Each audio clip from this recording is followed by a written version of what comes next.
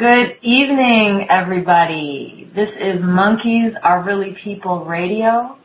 I'm your host for this evening, Michelle Gaza. And if anyone can hear me in the chat room and verify that you can hear me, I would love that. I would appreciate that. Hello, Danny V. Hi, Soul Scientist. Okay, I see there are a lot of people there. It's lovely to see you. So tonight, as you know, I'm hosting Sevan Bomar. And basically for this evening, he's going to just kind of run the show. I'm going to be here as a bit of a moderator. I'll be checking in the chat room if you post questions there, and I can find a smooth way to do so. I'll interject. But we will also keep some time available at the end of the show for phone calls, so hold on to your questions. And thanks for the verification in the chat room. And before I introduce Sevan, I just want to make a bit of an announcement just about the pacing of these shows. Our audience is really diverse. Monkeys Are Really People Radio is really a network of artists and not necessarily astral travelers, although there is a great deal of crossover. So I wanted to do this particular show tonight to introduce Sevan and his work to an audience who may not be familiar with him. So those of you who are familiar with him, it may feel a little bit like review to you, or maybe not, I'm not sure. But there are a lot of people who aren't members of the Resistance website who maybe have never even heard one of Sevan's shows. So I want to just make it accessible to people newer to the material. And then the third show we're going to do, hopefully next week, we haven't scheduled it yet, will be much more advanced. It will be focusing on what people are going to be doing as they ascend, as they come into more and more personal power. What are your dreams? What do you want to manifest? And we'll focus on that. So if you have something that's a little more advanced, if you could maybe hold on to that for the next show.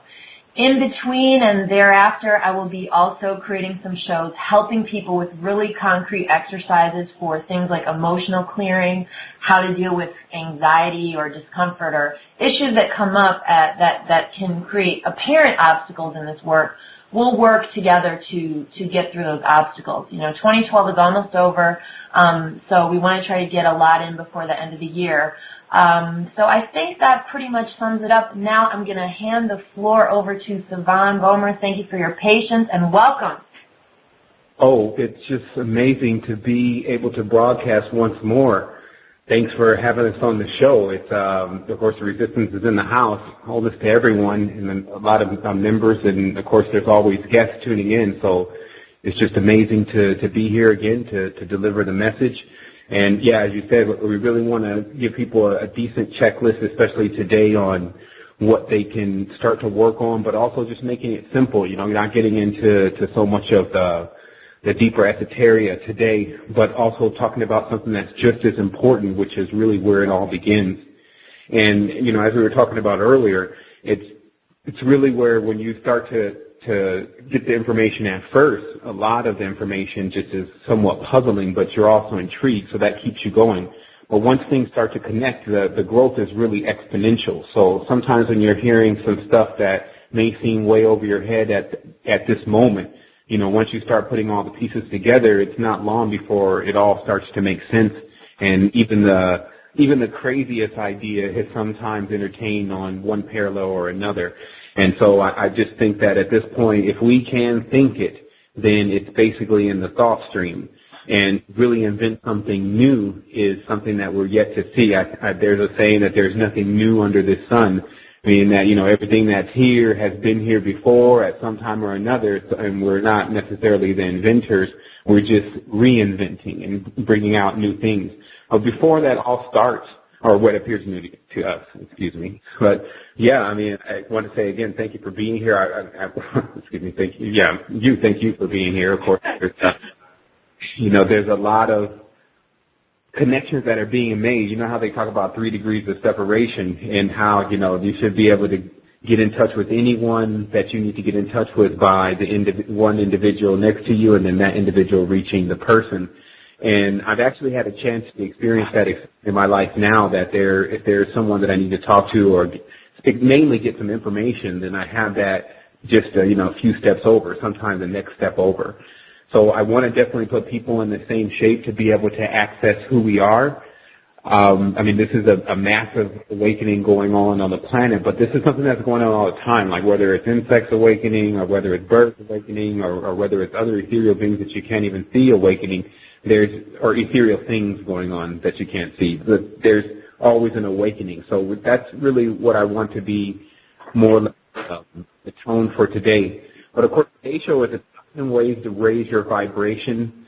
I didn't want to put in ways in like any type of order because some people may say, well, I think that was more important than the other one. So I did come up with this that I think that people can utilize if they want to raise their frequency.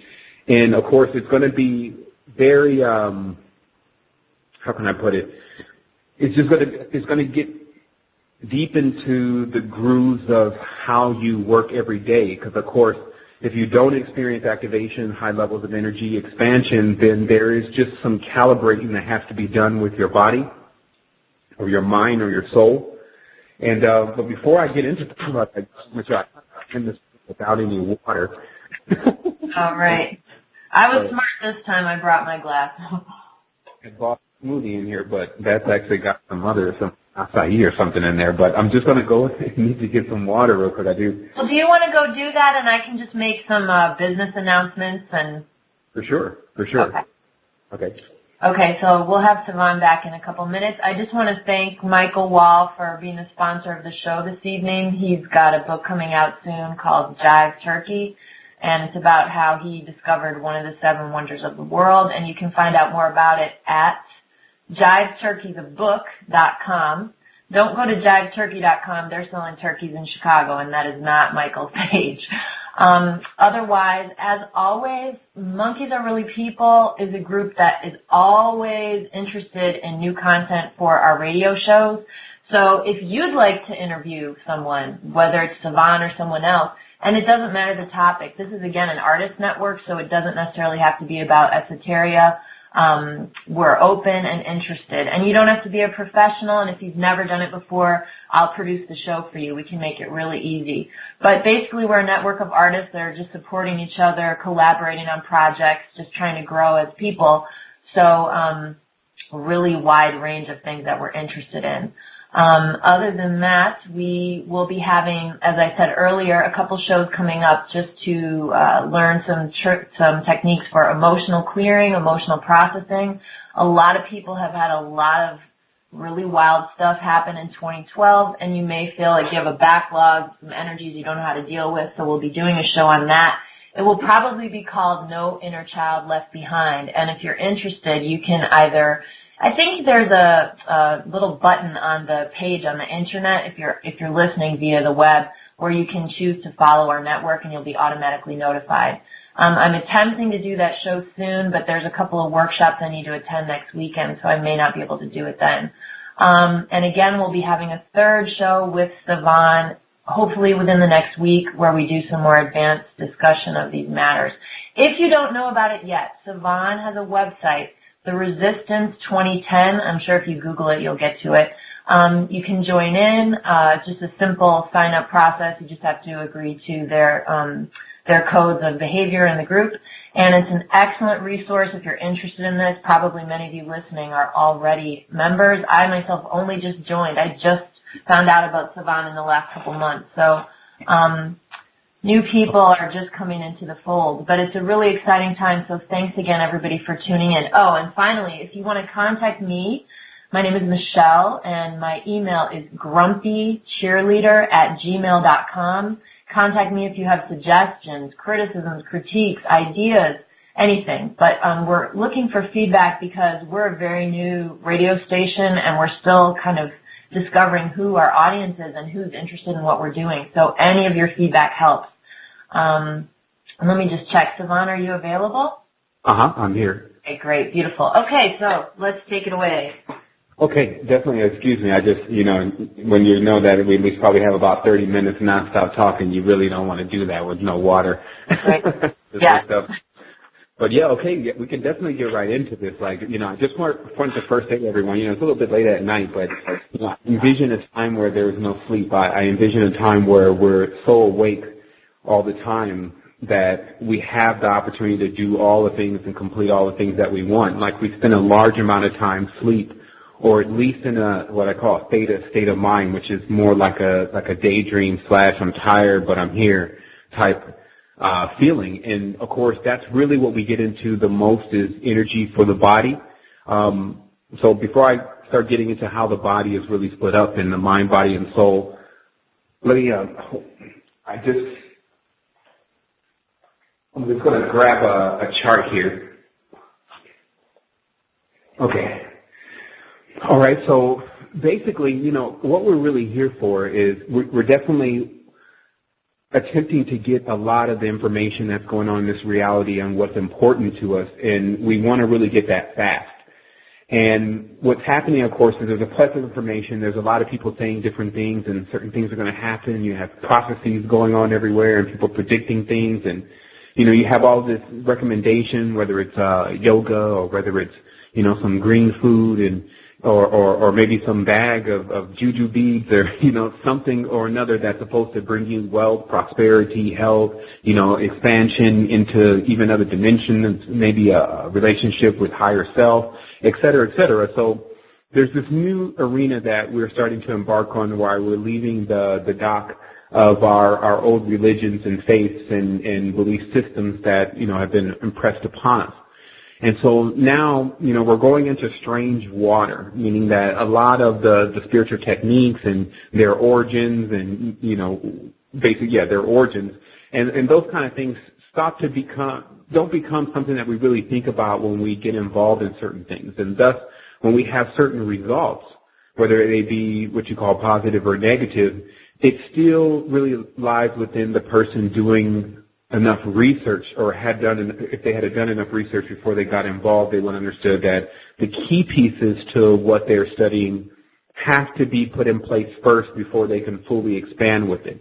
And when I say you're studying something, this doesn't always mean like some esoteric knowledge. It also could be art. It could also be discovery of self.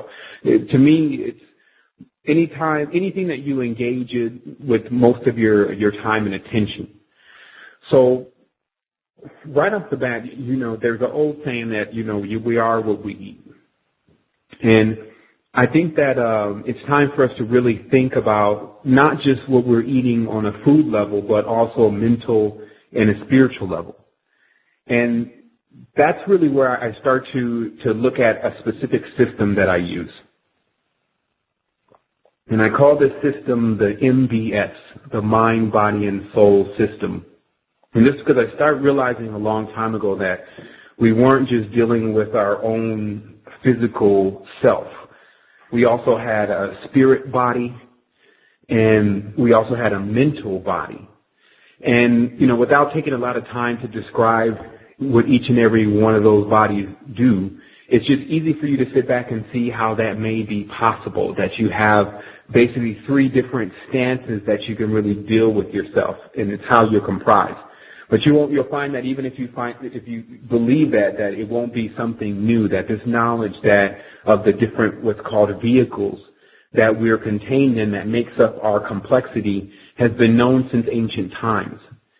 And so where we begin at with our evolution here, as they call it, or some call it even now hybridization, or some call it emancipation, some call it many different things, but when we're moving and we're constantly breaking records, like every Olympics there's a record broken, so we're constantly getting ahead of a curve. This process brings us into what we have as a stage of, I guess, again, the only word I can really use here is evolution. I normally have a more creative word, but basically I'm trying to get across when you start one way and then you begin to alter over time. So we have to ask ourselves, what primarily altered humanity to expand into the consciousness that it's in now? And of course, the new popular idea is that, there was alien involvement. And of course, I've definitely got deep into where those type of ideas lead and how malicious they are and who really propagated those type of teachings. But what we find out is that where our evolution came from was what our intake was. ever since the beginning, ever since the first tribes that arrived here on Earth and they began to eat the flora and the fauna that was indigenous to them, or the food from the garden, this is what begins to metamorphosize a human being. And there's a reason why for this. Because a lot of the fruits from the trees we've been consuming since the beginning. But what you'll find is something very, what we call now, magical about the trees, which is that anything that we could really desire here on this planet can be accomplished by a tree. And I'll explain. Some people want to look very young again. There's a tree. Some people want to be very strong. There's a tree. And what I mean by there's a tree is not something like magic, but that if you notice Big Pharma and Big Chemical, what they've done is they've been able to sequester the knowledge of the trees that are in the forest and the elements that are in them inside of the gene pool in the trees. And what we're really dealing with here is that because of the essence, like if you want to know where our finickiness comes from, if you want to know where our ability to reason comes from, or our ability to have muscles comes from, you can extract all those genes from trees. So in the ancient times, this of course was already known, and many people have heard about, especially the tree of life or the tree of knowledge of good and evil. And the fact is that just from a mathematical level, if you go back to your grandmother, then her grandmother, I always say this, you'll eventually get back to a small group of people. That's just mathematics. That's not a myth. But in addition to that, people should start thinking, the idea that there was an apex human that was androgynous is not out of mathematic terms based on the system of the pyramid, meaning that as you continue to go back, you get less people, and then you get the beginning. So some people would get lost in just even considering what that would be for us as human beings, what would the beginning be like. But we don't even consider the trees because we're so self-centered. We don't consider the animals and what their possible states could have been when they were not domesticated and not involved in mankind's life, especially as his food, and what their attitudes and behaviors and communications are really like. Because the same way that we were disconnected from our ancient language of intoning and vibrations and frequencies, the animals have been being domesticated and trained and changed, and all the frequencies and harp devices and things are making their metamorphosis on them too. Because what happens is that the change that comes about on this planet comes about collectively. And it is indeed sometimes like a very long, some people in a sense would use a snake, because on one end, there could be one thing going on that is not going on the other end. Meaning that you have this stretch of vibrational frequency that on the high end, it seems like almost everything is perfect. While on the low end, it seems like everything is chaos. And then where you happen to be, where your vibrational frequency happens to land you in an incarnation, is how you experience life. So to take it from there, you can see our arrival here whenever it took place, and our consumption of whatever it was that we chose to consume began to metamorphosize us. I like the metamorphosis better than evolution, by the way. So the metamorphosis was, as it states, that if you go to indigenous people or people who are still carrying their original genes, their genes consist of the flora and fauna, meaning the plants and the trees in which they grew up around. So when you have something like colonization and a blending of races that used to really contain really one specific gene pool, now you're into hybridization. Now you're into, again, blending genes in order to create something. So we have to see that now our consumption, because I just explained now another consumption, I explained actually sexual consumption, meaning that there's a gratification and desire to coexist and to breed. And that also is an intake for us, and it's a food. It's something that we need. Now, some people can figure out how to do without it, just like some people can figure out how to do without other things that others would appear to actually need. But in general, if we did not populate, then we would not be here. So that is also a hunger. So what we choose to engage in now sexually, we find out is something that should be considered. Of course, from food, it has to be considered. And then another key point is spiritual. What have we really made our definition of what source is? And the reason why this becomes important is because source defines self, meaning that your idea of who, quote unquote, God is or the Most High is actually will define you. So even though there's been a whole dossier of continuous information about possibly many of the gods and the different deities and religions that have been worshipped over time have a negative connotation to them, it still doesn't mean that the gifts, or basically what was already here before we started doing things to each other, are not attainable and were not already something that we were supposed to have. Meaning, one of the major gifts here in our world is the sun. The sun baffles people from a level of that they need it every day. They know if the sun doesn't come out, then we're definitely going to let go of this vehicle, this physical vehicle. But they don't know what it is on an individual level. And so it becomes like a riddle to us. But now we have people that are beginning to unravel those riddles. And what it's really saying to us is that the sun was the first device, if you want to use that term, that was ever created to be perpetual. It was what we wish to even accomplish right now, we've already accomplished. Look how backwards the world is. They are looking for, as you see in the movie X-Men and you see in the movie Batman Returns and in a few other movies, you see they're looking for or have a device, such as they call it in one movie, the Tesseract, that generates an infinite amount of energy, because everyone is in search of perpetual energy. You might as well get on the search, get on the quest, as we call it, because it means infinite consciousness. See, there's a slight differentiation, without getting too far off here, there's a slight differentiation between immortality, which you are anyway, meaning you're the soul. Souls can be destroyed. They continuously reincarnate into the vehicle that is prepared for them. So what is it for us to now go to the next level? And we're just going to have to leave that thought to everyone for a little bit. Going to the next level for us, what will it really mean? We see this world at a standpoint where the consumption obviously is going to catch up at some point, even if it's 10 years, if it's 15 years.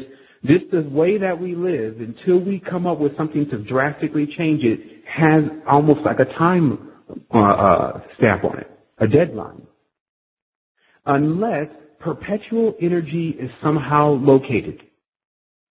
But while many are working on free energy for houses and cars, there are the most intelligent that are working on free energy for the body. And the reason is that the ultimate realization, just to get to the idea that I left off earlier, conscious immortality is when you have enough energy to power your hyperdimensional vehicle, your power, your soul, as you call it, in the astral plane. You're fully conscious when you're dreaming. You're not just watching something going on. So this is the kind of energy that is associated with the next level of humanity's expansion. Now, it's very interesting because when you really start digging into, especially the secret knowledge, spiritual knowledge, even occult knowledge, you'll find that this is not something new. This is just the treasure of Earth. The level of expansion that we're talking about and the levels of energy here that we're talking about can be activated within the human being or awakened within the human being also have the potential to become a weapon. This is the thing with everything that has an immense level of power. Just like the sun has an immense level of power, its energies can be converted. In fact, the photon energy from the sun is the number one element being used by the so-called controllers or elite. Because it is the element that everything else in the as they call it sometimes the illusion, is made out of.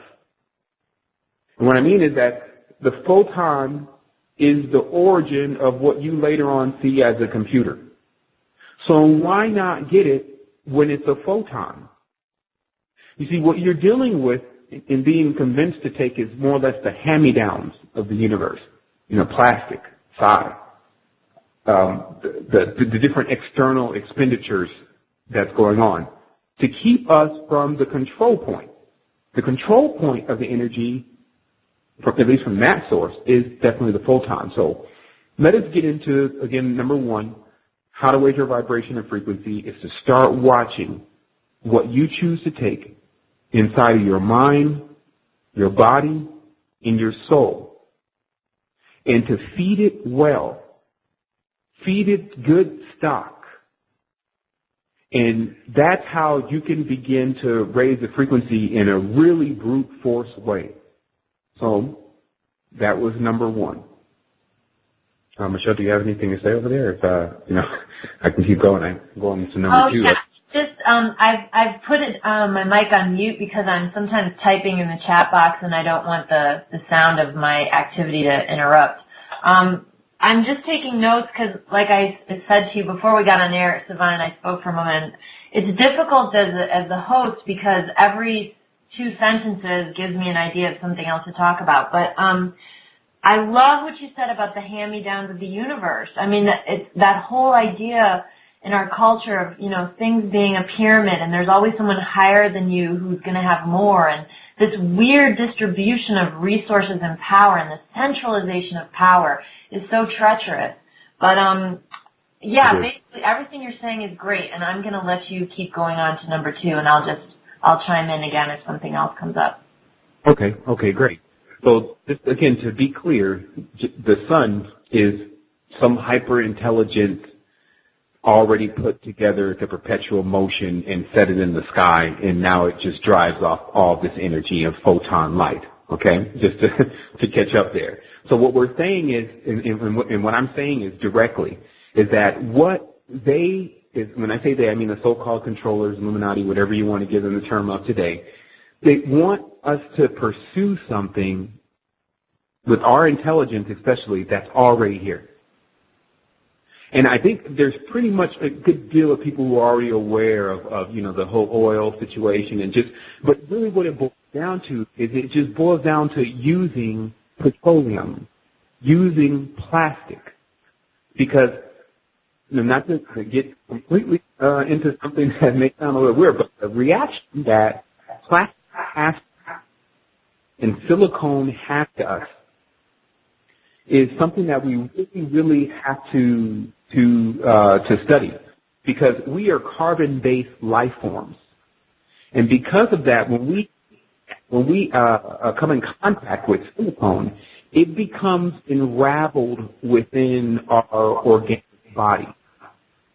And so I just again want to explain to people that this is something. One of the reasons why you have to really awaken yourself and get into seeing what's going on is because you can start taking back control of yourself and say, okay, well, look, if everyone else around me is doing all this other stuff and they're not listening and they can't listen to this, at least I should work on getting myself together, and maybe if I expand enough, I can be assisting. But at least with my expansion, it means my conscious survival.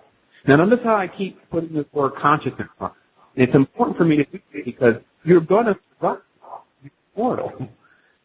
Hey, Sevan, I'm just going to interject 1 second. Your line is a tiny bit staccato, and it's making it just a little difficult to follow. Are you in a weird zone in your home or something? Yeah, but hold on. Let me just let me see if I can. Yeah, I don't know if you know where your best spaces are. I can hear your words, but the volume is choppy. Yeah. Somebody said maybe check your battery, or I don't know. Sevan's in Costa Rica. I don't know what the reception is. Real quick, let me just do a internet briefly here, and I'm just gonna okay now. Okay. Sound equipment. Okay. Do you need a minute? Should I play some music, or are you okay? Music, because I think there's something streaming, and okay. Okay, sorry everybody, I'm going to find some music to play and we'll just take a brief break. And actually, we've been going for a minute, so if you want to even take a bathroom break, we'll do 4 or 5 minutes right now. Okay, that was Born Kanice, Keep on Walking, and I believe Sevan is back on. Are you there, Sevan? I'm just not sure how that sounds. Perfect. Sounds excellent. So thanks for your patience, everybody. We got a great connection. So I'm not sure where we were. Oh, I have some notes here. Okay. Yeah, it does that. Like I've noticed that lately, Blog Talk Radio's been having some situation with Costa Rica, but hey.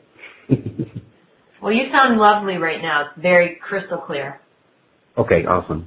Okay. All right, well, yeah, I definitely left off that, you are what you eat. So I think I really got that enough to let people see that, we're going to talk about sun gazing a little bit later on because that is on the list. But just to understand, I do roll a lot of this with a story. I don't just say, you need to do this and you need to do this. It just is so dry to me. But I think there's a very interesting story to us being here and to how we're expanding and who's on the planet with us, et cetera. So that's also a major part of our energy system, because people have to see that, humans are actually even capable of boosting themselves and giving themselves energy on ideas alone. Meaning that if you just have an idea that you actually won the lottery, like you bought the tickets and they call you on the phone and say you won, and they repeat the number to you as your number, but they say, but come tomorrow. How much energy are you going to have between that time and tomorrow? Because you have this idea that you won the lottery. So, of course, the person wouldn't be able to sleep. It would just be immense. So that's one thing that we have to see, is that our mind has a level of power to it where if our ideas and our will become strong enough, then we can literally power ourselves through anything. So everyone should really, really think about that. Like the motivation at times is within us, and it just needs to be accessed sometimes from just simple thoughts like that. The next thing that I would definitely say is to raise your vibration or frequency, you really need to work with a fertile field. And I know one thing, Michelle, I just to let you know, I think when you did mute your line, it may have it may have prevented that line thing from happening. I'm not sure, though. I was just letting you know. I'm keeping it open now, and I'll just try to be as quiet as possible here if I'm in the chat room. Okay. So, yeah, what I was saying is the difference in between a fertile field versus an infertile field. And this is something that we never really think about, but, of course, all of our ideas and even things that we say out of our mouth is basically a seed. And depending on our will, basically how much we think it's going to happen and how diligent we'll make it happen, it determines whether that seed ever comes to life. So because of that, there is a heavy level of especially ancient knowledge where especially the indigenous would consecrate their fields with fertile energy, meaning that they knew that abundance was surrounded by especially orgasmic energy, meaning the feeling of joy and happiness, and that things often grew very abundantly in that kind of energy versus in the energy of death or right angles, metal structures, concrete structures. There is oftentimes all the time, a very infertile field going on. I won't get too much into the difference between the different classifications, but we'll save that for another show. But just understand that if you really want something to occur, and you're really looking to expand, you need to put that idea, because if you're having problems actually accomplishing that, and you're asking yourself, well, why am I having problems and making this happen, and it's not happening fast enough? This is because you have to put more energy behind it. And I guess that'll get us into another part of something else that I have to talk about. I'll just put a note here because I didn't actually have it on the list. But it does relate to sexual energies, which is, these are topics that if you go to some type of spiritual theism or dogma, they may just opt out of these conversations altogether unless they're generally Eastern teachings. And then even then, you may not get the correct interpretation of exactly what they're talking about, but it really boils down to something simple. Inside of your body, there is an immense level of energy, and this energy is actually the massive level of information of who you actually are and your biorhythm and what it connects to, in the base of your spine. And it's coiled there very similar to a disc. like a disc or DVD is circular rings where it just contains a massive amount of information. So it's the same thing. You have this coiled disc of a massive amount of information, and the only way for you ever to come into full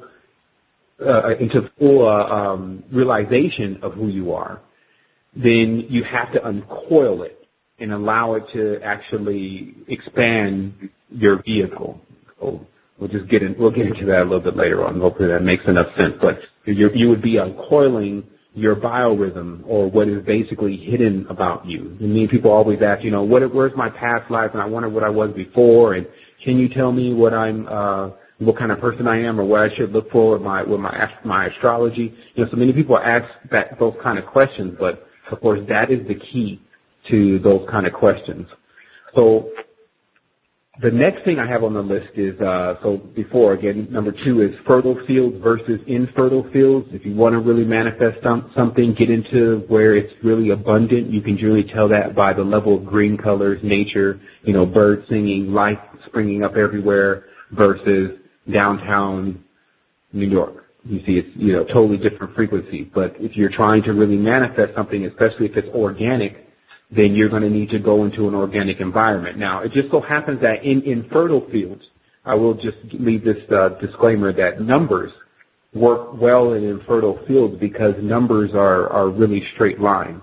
And I guess we'll talk about that later. So what we have here is we have the next thing on the list I have is your current constellation. And many people don't realize that where they actually live and what city they've been in, and even the city they're born in, is actually a constellation, because the entire Earth, we call this geoenergetics, lines exactly up to the stars. And when it's in its 12 o'clock position, basically, then all of the stars lay out to where the cities and the countries and the states and the continents and the regions that correspond to those stars are. So, of course, when the Earth is spinning, then it's not on. But once it hits, unquote, 12 o'clock for the universe, then all the constellations are laid out. So that's why it was so important for the ancients to figure out when exactly this began, so they can understand the original configuration of the planet before it started spinning. So what this actually leads to is this leads to information that uncovers exactly how you're being what I call occultated. This is your entire life is going through constellations and learning through experiences and interactions with other individuals that resonate on the frequencies of that constellation. So to make it very simple, every day you're carrying out an astrological procession of yourself, and the individuals that you're meeting are part of the constellation that you're trafficking through. So what generally happens is if you find yourself not able to move or move something or get expanded in your life, or i.e. raise the vibrational frequency, you can attempt to make a constellation move. This means go somewhere else where it's not where you've been staying for the last period of time that you've been stuck, and stay there, and then that shakes up and raises frequency. So just understand you're in a constellational thing, and it's important for you to realize that you may be stuck sometime in Scorpio, or, God forbid, for Draconis. No, I'm just saying, like, or stuck in areas that really do correspond to some of the netherworld regions of the galaxy.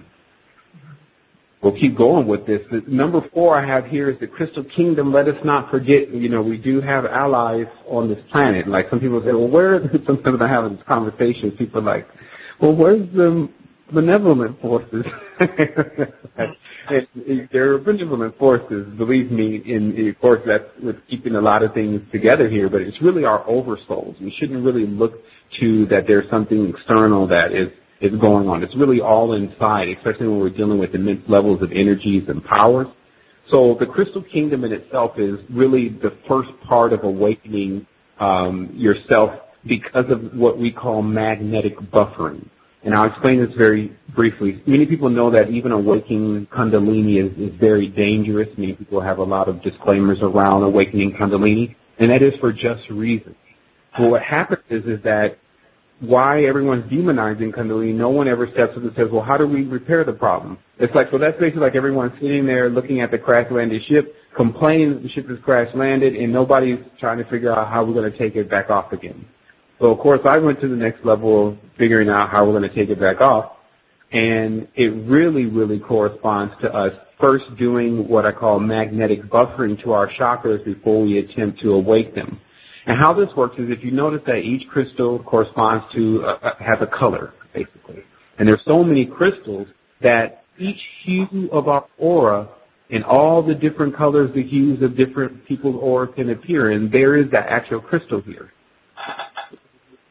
When you work with the crystals and you just utilize them to buffer your chakras, they bring you to the point of, they bring many of the things that need to be cleared through that chakra to the surface. And it brings it into also the physical reality so that you can deal with it sometimes in another way or sometimes with the same individual that it originally occurred. But it will basically bring up that old rooted or anchored agony and allow you another opportunity to get that out of your wheel, basically, and discard it so that you can start becoming really balanced. So look deep into, again, the crystal kingdom, even on eBay, like now, because semi-precious stones, which of course is anything besides like a diamond or a ruby or emerald, etc., semi-precious stones have pretty much taken over the market. So this leaves a very hefty but very inexpensive market of what they call semi-precious stones, but are crystals that contain very, very helpful essences for people's chakra centers, especially with getting rid of strange problems.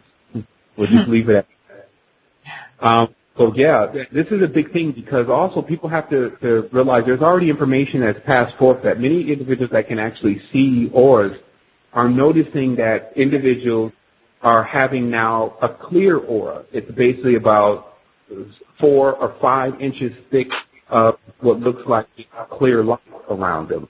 And this is, some people think, yeah, that's taking the light, brothers and sisters, namaste. But in reality, that's not what you're supposed to have. You're actually supposed to have a full spectrum aura of 7 colors, and that's what they should see. So what we found is getting into is that when your chakras are not instructed or they don't see the correspondence of a proper correspondence of the color that they really are, then they begin to lose their color. This, of course, leads to sickness. It leads to loss of identity. It leads to sleep, etc. So realize, of course, this is how it all ties in with awakening, with the crystals and things, because your body, at times, when it's forgotten what its perfect self is like, it will search for a perfect replica. It'll search for something else. And this is also why this expansion for this planet can happen so fast, because when individuals start to come forth with the right information and the right knowledge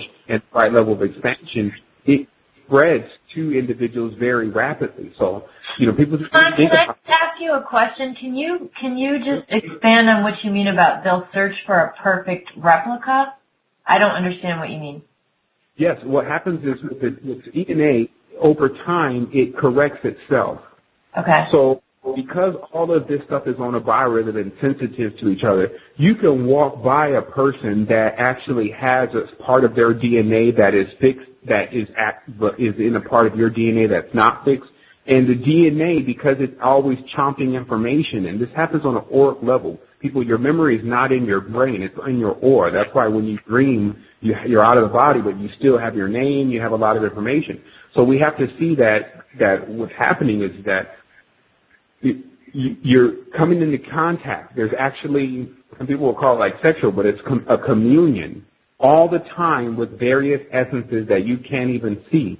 But one of the major levels that you should be functioning on that makes sense to most people without getting into the etheric forces is the DNA. And because the DNA is always looking through other people's information basically to fix itself, if someone comes by you or touches you or kisses you or whatever, and they have perfected DNA, or at least a string where your string is not perfected, it will begin to repair itself. So that's why the DNA is looking for, at all times, the perfected version of itself. Does that make sense? And for some reason then this is making me think about this idea, and I've experienced it. If you are seeking to ascend, if you keep company of people who have ascended or have already started down the path, it kind of rubs off on you. This sounds like a more concrete manifestation of that, if I'm understanding correctly. Well, for sure. I mean, and that's 100% truth, because we're really like vessels. So anytime we begin to expand with higher levels of knowledge and awakening, it starts to fill us up. And so even if the person gets empty at a certain point, they still contain the essence of when that filling was going on. And you got to realize, we're just trying to keep this conversation today within the proper boundaries of someone who's just hearing this. But you can also start to lead to other conclusions with the information that was given today, especially in regards to, as we get through the conversation, as you can see, there's various energy levels here. If you can think about we have this intake thing going on between our mind, our body, and our soul. You can start asking yourself, well, what about the people who really do pay attention to this? I may not want to pay attention, but is there happen to be groups of people that really get into what they intake and actually specify and program basically every single day what they take in to equal a certain level of consciousness?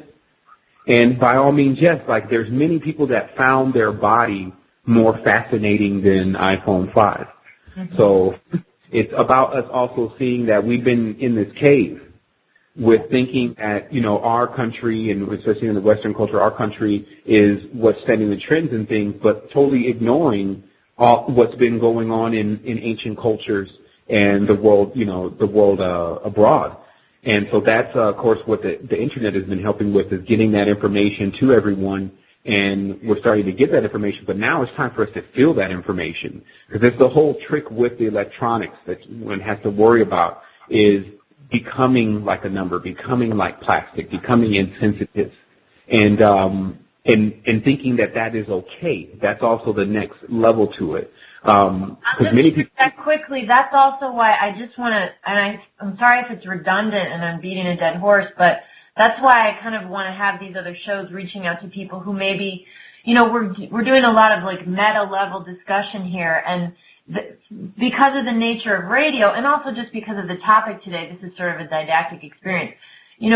This stuff can bring up a lot of emotions, a lot of stuff that's kind of difficult to process through a computer with strangers. You don't know me, you don't know Sevan.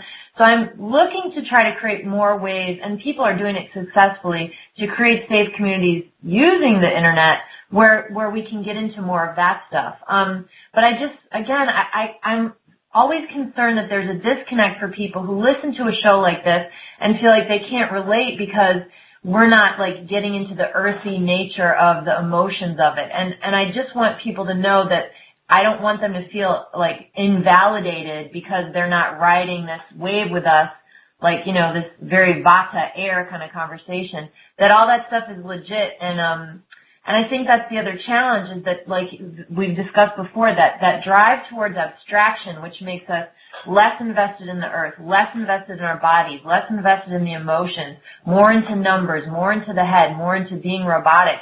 And while the Internet is so helpful, it does have the danger of kind of exacerbating that. So, there are so many ways, though, now that you can create community via the Internet and meet in person and make small groups. But the community aspect is just so important. I know for me, I worked in isolation for a really long time. I wasn't even comfortable talking to a lot of people about the shamanic work I was doing, because a lot of people think it's pretty weird. Now a lot of that's changing, and I just really want to encourage people, join the Monkeys Are Really People group on Facebook. Join Sevan's organization, the Resistance 2010. You won't feel so alone if that's happening for people out there. But I don't want to digress. Keep on going. For sure. I mean, it's definitely some good information, good points. I also, people can listen to reason. That's really what we're talking about here. I don't think this is so complex in that we're using so many diverse words that a person can't just hang on to the general concept. I mean, they go through a lot more watching one of these movies coming from Hollywood, and then in the end they'd be like, huh? But then they'd be like, oh, I get it. That one guy, he's really the bad guy, but that guy, so they figure it out. So this is no different than that. You just use reason and that's how I came to where I'm at. Like, I definitely am not the individual that takes any type of information as being truth if I haven't fully authenticated it. I just don't have time for that. Like, there's people that play around in this world, and then there's people who are really, really trying to figure out why are they here, what are they here to do, you know, who is everyone else around them, what is their relationship to them. Like, all those questions are really being answered now. So we're going at that with a lot of strength, because it's not so much as some people say, well, are we running out of time? We're already out of time. Like, the reality is that why are we even in time? Right. Like, we're on a planet where the knowledge of how to step outside of time was already available thousands of years ago. And so it's still, again, going to be about the person. They should ask themselves, again, is that something that they really want? Because that's not the only part to it. And that's why right now the concepts are very high for what we can get out of spirituality. But the original teachings, a person's mind was never calibrated as they were expanding to start desiring things. And I'll just make that very clear. It's like you were on this fantastic adventure, and it was like, wow, wow, wow. So you never really ordered up what you wanted next, because how would that ever be wow? It's like, okay, I want, you know, I want this kind of reality. I want the beach to be this, and I want my house to be on the beach. And you see, so now, once that is accomplished, by the time you accomplish it, you're going to be there for a couple months. You're going to finally be like, okay, I finally got my house. And then you're going to start working on something else. It's not going to be amazing, and the wow is going to last a very short period of time, is what I'm trying to show people. The way that we're doing things now are exactly backwards. And for many that speak English, just to use this one etymology, which I always love to put in there because etymology is a big thing, but it's backwards. Our language is backwards.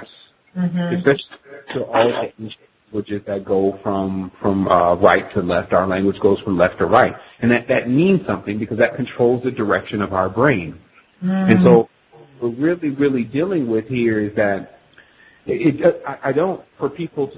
can make it simple. You can walk someone out of this if they're just willing to listen, but they also have to see that there is a situation going on. This is the other part of what I think personally is the difference between the groups that are like, hey, everything is fine, and then you never progress, versus the groups that are just giving you too much information and everything is doomsday. There seems to be no neutral point in there. And I'm telling you, we found the neutral point, which is being able to take all this information and allow it to empower you. It becomes fuel to you understand, okay, after a while, and I've just explained to people what happens. If you start to take certain stuff serious, then you can also start coming to other conclusions. Meaning, like, okay, if there's water here, then there's life. But even deeper, if there's light here, then there's life. So that means anywhere that light is reaching, there's some kind of life there. So is there other life out there? Yes. Every single planet and star that is being reached by this light, there is life there of some sort. So this is like, and then you can go to the next, you can start going to the next conclusion. It just takes a person to actually start believing in something. And that something is themselves. Actually not a bit information, because people will always keep looking more and more for one thing or another. But the true thing is to find self. Because that's the gimmick of this work, is to make a person look externally for something that's really inside. That's, of course, the gimmick to all religions. That's the gimmick to anything, or even incentive to anything that says that what we really need is on the outside of us. What's going on the outside of us is basically was our playland. It's now becoming more of a nightmare. It was our birthing field. It was a place for us to generate abundance. Because notice how Earth, despite all this stuff that's going on, is still very abundant. Trees are still birthing and making more plants and seeds, and we're now more beings and more grapes, more everything. It's just now about how selfish we're going to get about planting some of this stuff and giving it to people. It has nothing to do with whether Earth is fertile enough. And they say, oh, it's a population problem, we're running out of space. And there's thousands of acres. If you ever drove across Texas, it's like nothing out there. But these are easily could be super populated and super irrigated with the proper stuff that we've already discovered. So, but people, okay, so I want people to realize this. If that's the case, then what's stopping us from doing it? How can we get through that? This is the course where most people are stuck because they can highlight all of what I just said about, the different ways that we can replenish the environment. But what's stopping us from being able to do that? Yeah. And this is where I think that the people that always say peace, this is where they actually stop because they don't realize it's wholeness. Anytime you're going to get a piece of something, you're not going to get it all. Wholeness, which is what we should be saying, peace is two fingers, that's duality. But whole is the whole thing. But the whole thing happens to be the uncomfortable truth. Mm-hmm. But we are actually choose to ignore. Like when someone starts to explain it to us, oh, here he goes, he's going on that again. And that's not wholeness because if it's actually the truth, you're going to need to get the whole truth. So it's not like the promise is the whole truth and not the truth. So that's what we're right, and I'm glad you're saying that because I feel like the yoga, meditation, New Age movements, there's this sort of some concept with emphasis on con that, to be enlightened, you're at peace and like your farts smell like roses and you never get angry. And it's so insidious and it's so treacherous because enlightenment has no problem with your anger. Enlightenment has no problem with those things. It's your mind or your concept that has a problem with it. And I love that you're constantly coming back to the whole idea of wholeness because at the end of the day, if you're going to be in your power contains it all. So if you're uncomfortable with some aspect of all that is, you can't really be in your power because you're going to be judging it or working against it.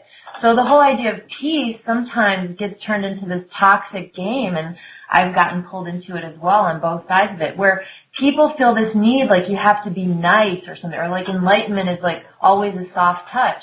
And indeed, when you're in your power, mostly you can do things with very little exertion. But then why be in judgment of something that's on a different range of the spectrum? It's the wholeness. It's everything. It's nasty. It's beautiful. It's pretty. It's ugly. It's sweet. It's sour. It's everything. And this weird, like, puritanical, colonized judgment of anything that even suggests a sort of violence. But then, I see it more like as the Bhagavad Gita sort of perspective, like, what is the violence about? What is motivating it? And why are you sort of having a sentimental need to treat the forms like these precious things you can't scratch when that keeps you locked into the lies? And sort of there's this uncomfortableness, and tell me if you understand what I'm pointing at, with the sort of the quote-unquote negative aspects, but there's nothing wrong with them. And indeed, I think if you look at what's happening on the planet right now, I'd be a little concerned if someone never felt angry because there are things that they could make you angry for good reason. Right. Well, and then it becomes something that, we choose to ignore, but it's still like, who can ignore the elephant in the room? It's like, and then there's a gorilla over there beating on his chest, eventually he's going to come over here, what should we do? And I think that's, of course, just to further what I was just saying about this master solution is only the potential, which is now hidden but can be discovered within, can weld the force that is necessary to put in check the ones that are perpetrating the situation. With my for them is the counterfeiters. The evolved. And the reason why I give them that name is because there are many, when you get into religions, and everyone has chosen a religion possibly at some point in time, but you get into where there's now an external being that says, I've created something. And even now, under the New Age wrapping, it's, the Anunnaki created us. And this is just the same story. Again, it's just we have to see, regardless of who the name is behind it, the story in itself. And I have looked through a lot of the knowledge and looked through a lot of the information, and you find continuously that humanity and what humanity truly is, especially with its spiritual connections and ties, is truly the unbegotten, meaning that it's never been born, so it has no death. It's way beyond the thinking of most of the entities that are in the third dimension, especially. But the truth is that we're actually becoming a part of someone else's dream and idea and not our own. Meaning, when our energy is harnessed and used to build matrices and worlds that we only work in without ever any knowledge of that there's an ability for us to create, that we're actually multidimensional beings, that there is something going on when you're in your dream. There is a way to control your dreams. And to have that field and to have that expanse for yourself, you can imagine how much it would enhance your life. And this is stuff it's not tied to Ouija boards and sacrifices with goat gods. It's not tied to any of that. It's tied to who you are. And this is what we have to discover. It's almost like, to me, it's a university. So they call it a university. To me, it's a university. So they're going to keep giving you these classes, but the ultimate class is the discovery of self, obviously. Especially if, as we proved, that the human body is a map to the immediate solar system. So once you discover who you are, okay, class graduated. Now you're ready to truly expand into, now you can fathom somewhat what comes next. And here's another thing. I wanted to say this, and it's just a side note, but it's such a clever thought, and I know a lot of people on the line can really, they're going to vibe with it because a lot of course, the consistent listeners. With belief systems, especially, they generally correspond to planetary systems. So let's say, for instance, Saturn. Some people want to go now into Saturnalian traditions and actually practice with Saturnalian magic. But let me ask you this. If you get to understand Earth, how would you ever understand Saturn, seeing how big it is? This is the most interesting thing to me. We are looking everywhere. Venus, who named it? But we're looking in all these different places, the moon way over there, to find something, but we didn't even discover what was here. So this is very similar to me to a child who has like a possession that it's really supposed to be paying attention to and doing everything with, but it's ignoring it. And so this is what I can truly see, because when looking deep into the planet, looking into the nature, looking into the magnetic fields and the celestial bodies and all these things, you find a life and an expansion that is so much greater than anything they can serve up on Fox 5 or anything they can serve up on CNN or Canaan or any of these other channels, that all it is their idea, their dream, their channel. And again, their dream also has become just to keep us asleep. Like, people need to also wake up to, if you have this immense amount of technology and you have these almost nanotechnology and Borg, which is half organic, half inorganic, why do you really need the humanity? It's because humanity is organic. Humanity births photon life. When the baby comes out, that's another photon sun already generating and powering up. So the reality is, the goal is just to keep us asleep. Because there's no such thing as death. When you quote unquote die, all you do is smear into another of what you thought was a dream, and then you wake up. And I always make a joke. I say, you probably asked the person to you and said, man, I just dreamed I died. It was crazy. Because many people have had that dream before. So we also have to understand that in our firmware, basically, in our actual DNA is written the code for survival. It is the most resilient thing. Even if it turns into a bacteria-type state, it's still trying to strive.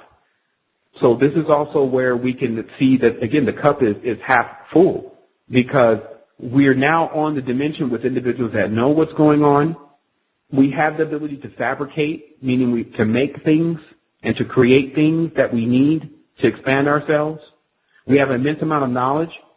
The only thing that we would have to question of whether we have or not is the time. And that's a big thing, because when you come into expansions of consciousness, you figure out you can control time. You figure out that you're not going anywhere until your mission is done.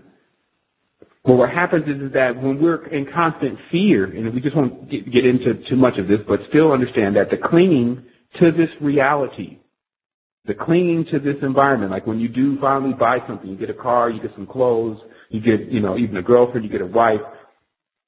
What happens is that if you still don't see yourself as a soul that has to expand and can only expand other souls when you're expanded, you can at times dedicate all your time and all the energy of your expansion into an external reality. And if you fail to learn any real truth or anchor to something that is truly bona fide, then when the times pass, as you see, there's people in the encyclopedia now that they've done great things, but you don't even know them. William Howell, he created and did this, he ran the symphony orchestra, he did this play, that play, but no one knows who he is. What is stopping you from being the same way? If not less, because you didn't even do a symphony orchestra. So what we have to do is we have to leave a legend here. We have to leave something that burns bright, so that way we recognize it when we're also going into our astral sense, meaning that when our life has meaning, some people say, well, is this world really real? Is this world real? And I said, my friend, this world is as real as you are. This is 100% law. The world is as real as you are. If you're a fake person and you eat artificial food, things start becoming really hazy after a while. Yeah, and that kind of links into what we were mentioning earlier about the abstraction. It's just another. It's floating around, and it's an old philosophical idea too. Like, I think, therefore I am. How do I know I exist? But it's really pervasive, and it just contributes to that numbing. Let's just fall asleep into someone else's dream. And I actually saw, maybe some people have seen this on YouTube. There was somebody doing a documentary or something maybe in Israel, and he confronted some traditional Jewish man in Israel on the street about what was happening in Palestine. And the guy's response was, oh, it's all an illusion anyway. It's all an illusion. But tell that to someone who just got their arm cut off, or their family bombed, or shrapnel exploding in their face. That's not an illusion. And it's a really dangerous trend. And again, back to this computer thing, this is such a great tool, but it always carries that little bit of danger. Anything powerful has danger, and that danger of us just moving into a mind space where we stop connecting in the physical world, which is where we really want to manifest, because that's when it gets so powerful. And also just enjoyable. I mean, sensuality matters. Yeah, and then people also have to see, just where the simulation takes place and with certain things, and has it already taken place. If you're carrying your entire hard drive inside of your mind right now, like you know exactly what folder to go and get your files. And then some people even know these programs like so heavy they can go in and do some editing and do this and control this, control that. And so they have to realize that that is all resting somewhere on the aura, that information, and it's becoming mixed in with the information that used to exist there on the ancient level. And what needs to be obtained, I will tell you, is balance. It's not getting rid of one and getting rid of the other and fighting one and finding which one is good. You're just on the tree of good and evil. Like, that's the tree that you will surely die, meaning that you will split into two. You will go into duality. You'll have a male and a female on the planet that you live on. You'll be with a two-strand DNA. Even your God will be named Dios, which is, of course, the Spanish name for God, or Zeus or Deus, which is the English name for God. And, you'll be living in basically a weird reality that no matter how I spin it, meaning that it's interesting about truth. It can roll into every single aspect of life. So a person can really give you multiple perspectives of the same thing. And so, I guess the meaning of the conversation, we might as well, we're on a little time frame here. I still got about 6 more things to go through, or 7 more things to go through here about raising the vibration. You ready to keep going? Well, okay. Tell me your opinion, because again, it looks like we might have to expand the show into a second part, because it seems like that, people are staying in the chat room. People seem to be listening. So why don't you just keep on doing what you're doing? And since we're kind of nearing the last quarter of the show, how about if we invite people who have burning questions or comments to call in, and then if people start to call in, I'll interrupt you in a few minutes. But it might be that people in the audience are willing to still just keep listening. I mean, I'm really interested. So you just keep on, and I'll see if any questions pop up. Okay, awesome. So the next thing I got on the list is flax singing bowls. And the reason is when you're dealing with frequency generators, let's just get into it, because some people know that you can deal with frequency at times to raise your vibrations. But when you really start studying frequency very deeply, you realize that the carrier, or basically how the frequency is getting to you, makes a world of difference.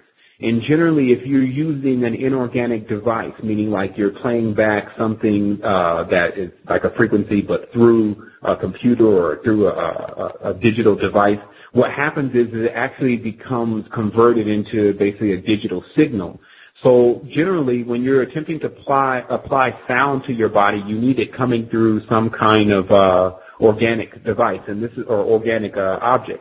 So what happens with, of course, singing bowls is that you have the entire glass bowl, and then that frequency is really heavy. So, of course, if you can get a hold to a singing bowl, then that's definitely a priority.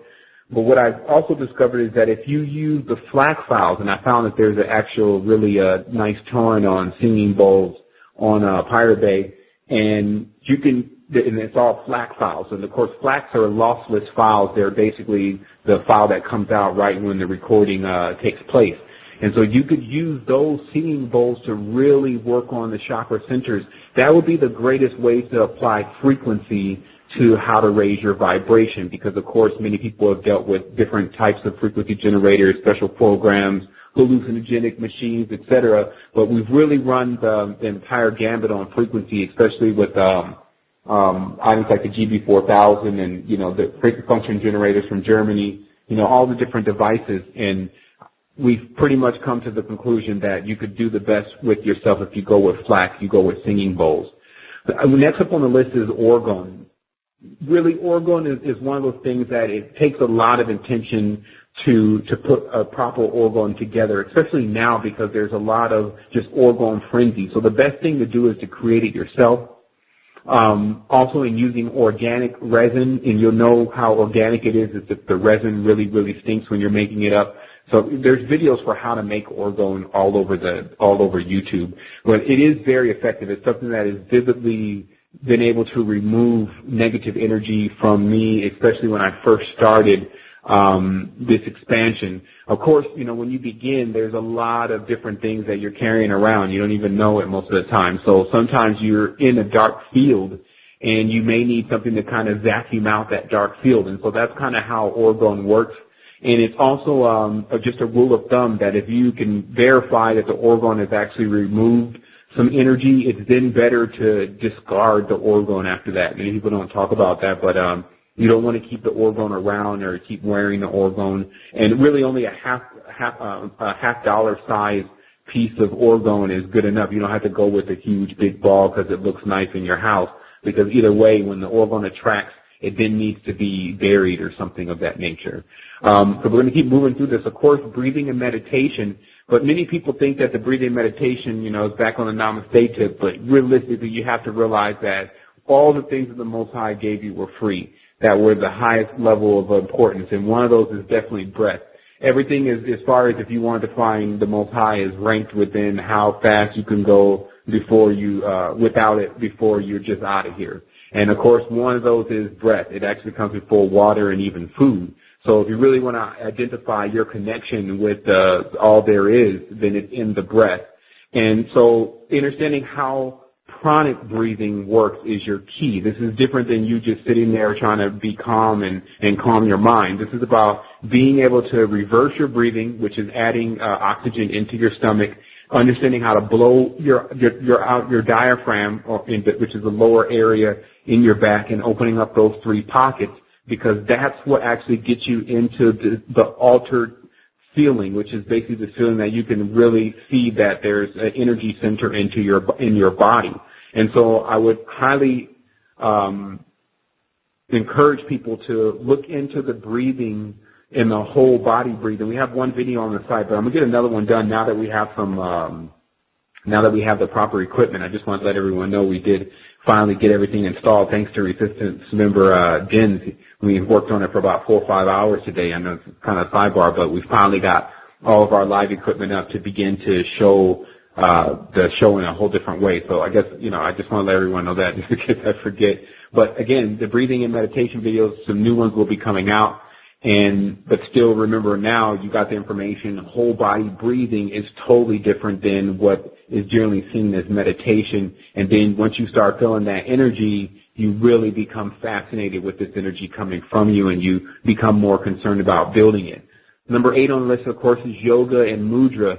And I will tell people to really, to see the difference between ritualistic yoga and what I just call the Yoga 101. That's really where people need to start. And what I mean, the difference is that Yoga 101 is basically you do the moves and you do the poses, and there's nobody yelling out, Wahguru and all the rest of the deities from the Hindu pantheon.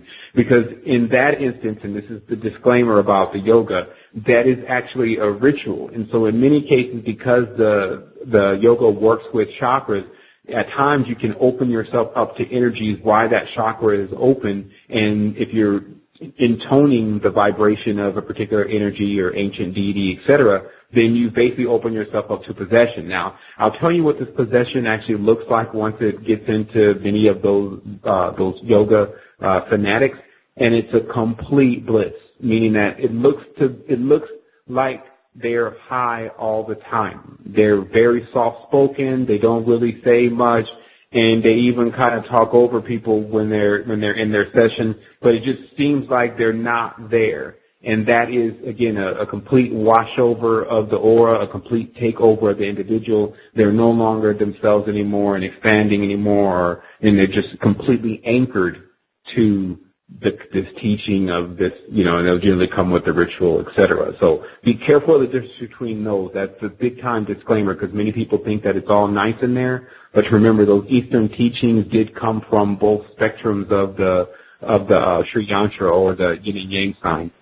Also with mudra, that gets a little bit more deeper. Generally, mudras come to an individual as they are in meditation, so I won't really give any guidelines for that. Actually, on the site, there is a general list of mudras, that correspond to the chakras. And those mudras are important because your hand is a microcosmic imprint of you. That's why it's 5 fingers, 5 senses, a head, 2 arms, 2 legs, etc. So within your hand is in many cases the different parts of your organs and things that may need to be cleared with energy, and mudras assist with that, or there needs to be a connection between the left and the right poles. That's what mudras really are. Continuing to move along, number 9. 1 second, Sevan. Can we maybe just contract right now, if you have, or maybe you could just tell us if it's simple, some people are asking for recommendations about sources about breathing exercises, and then also, I think that's it. Okay. Well, the whole body breathing video is on the Resistance site. All they have to do is type in Resistance 2010, then whole body breathing in Google, and it'll come up. But it just basically, it gives you the general idea of how to make sure you're not breathing in your chest. And then it'll also show you how to straighten up your feet so that your coccyx, which is in the little bone in the base of your spine, opens up. There's a small channel through there that actually pulls in pranic air, for better lack of words. And so these are certain specific keys, like the tongue on the roof of the mouth, which most people know now in meditation. But those are the certain things that actually allows you to be in the proper positioning to start to especially feel it vividly, the energy beginning to build up in your body. So, of course, to start to finish this off, we have number 9 on the list is, of course, cleansing your organs. And this is the biggest thing to me. Realistically, it even governs how you think. Like you'll notice that if you've never really gone through a cleanse, and you happen to go through a cleanse, after that, all of kind of what you thought was going on is cleaned. So it's kind of like all of your emotional aspects of interpretation are missing from it, and then you see it as it really is. So cleansing your organs is the brute force way to start to really deal with your frequency and how well you can really perceive things. And so I'll tell you, of course, on the website, we do have many things that help you in each of these individual areas, but we don't, and of course, we have the best products for this, but because there's a price tag attached to it, I do tell people that how you can go to the internet and you can find the remedies for how to flush your kidneys and flush your colon. The only thing that you need to make sure you're going to do, that you do if you do take that route and don't use the guide, is to make sure that you're flushing your organs in the proper order. And even if you want to find out what that proper order is and you don't have the currency to buy the kit, you can download the book that goes with the kit, which is free, and you can see the order of how the cleanse is done. So that's very important because you don't want to flush the impurities of one organ into another organ because you can agitate that organ and cause an even greater problem, and then you feel like, oh, I did this cleanse and now I'm really sick, my whole body shut down, et cetera, et cetera. So there's a way to do this. So, Sevan, where I'm just actually looking on the site. So how do people find that book to download the order in which they cleanse the organs? Okay, yeah, you can go to the energy store, which is basically the second tab from the home. You can go there. Yeah, right now. And then right there it says internal cleansing kits. You can actually click on internal cleansing kits, and then there'll be a write-up there about the internal cleansing kits. And towards the bottom of that write-up, there'll be a link that says click here for a copy of the dosage, I believe it says. So yeah, everyone can actually access that there. And I'll double check on that to make sure it's there, but I'm almost 100% positive that it is there. Okay, I've just put a link in the chat room. Okay, thank you. Okay. So yeah, also, so cleansing your organs is a big thing. It actually, your organs are playing a harmony. That's why it's called an organ. Everything to do with vibration is about your liver, kidney, gallbladder, heart, etc., and how well they're functioning. So when you actually do a cleanse of those and you do that cleanse properly, it really, really, you're in like a new body. It was even at one point where I couldn't feel anything in my chest and lower stomach area. It was so cleansed that I didn't feel the gravity of my organs. If people can kind of visualize that, but that's what you'll be looking forward to. Number 10 on the list, actually, we went through, I have 12 here, but I want to get through them. Number 10 is actually nature.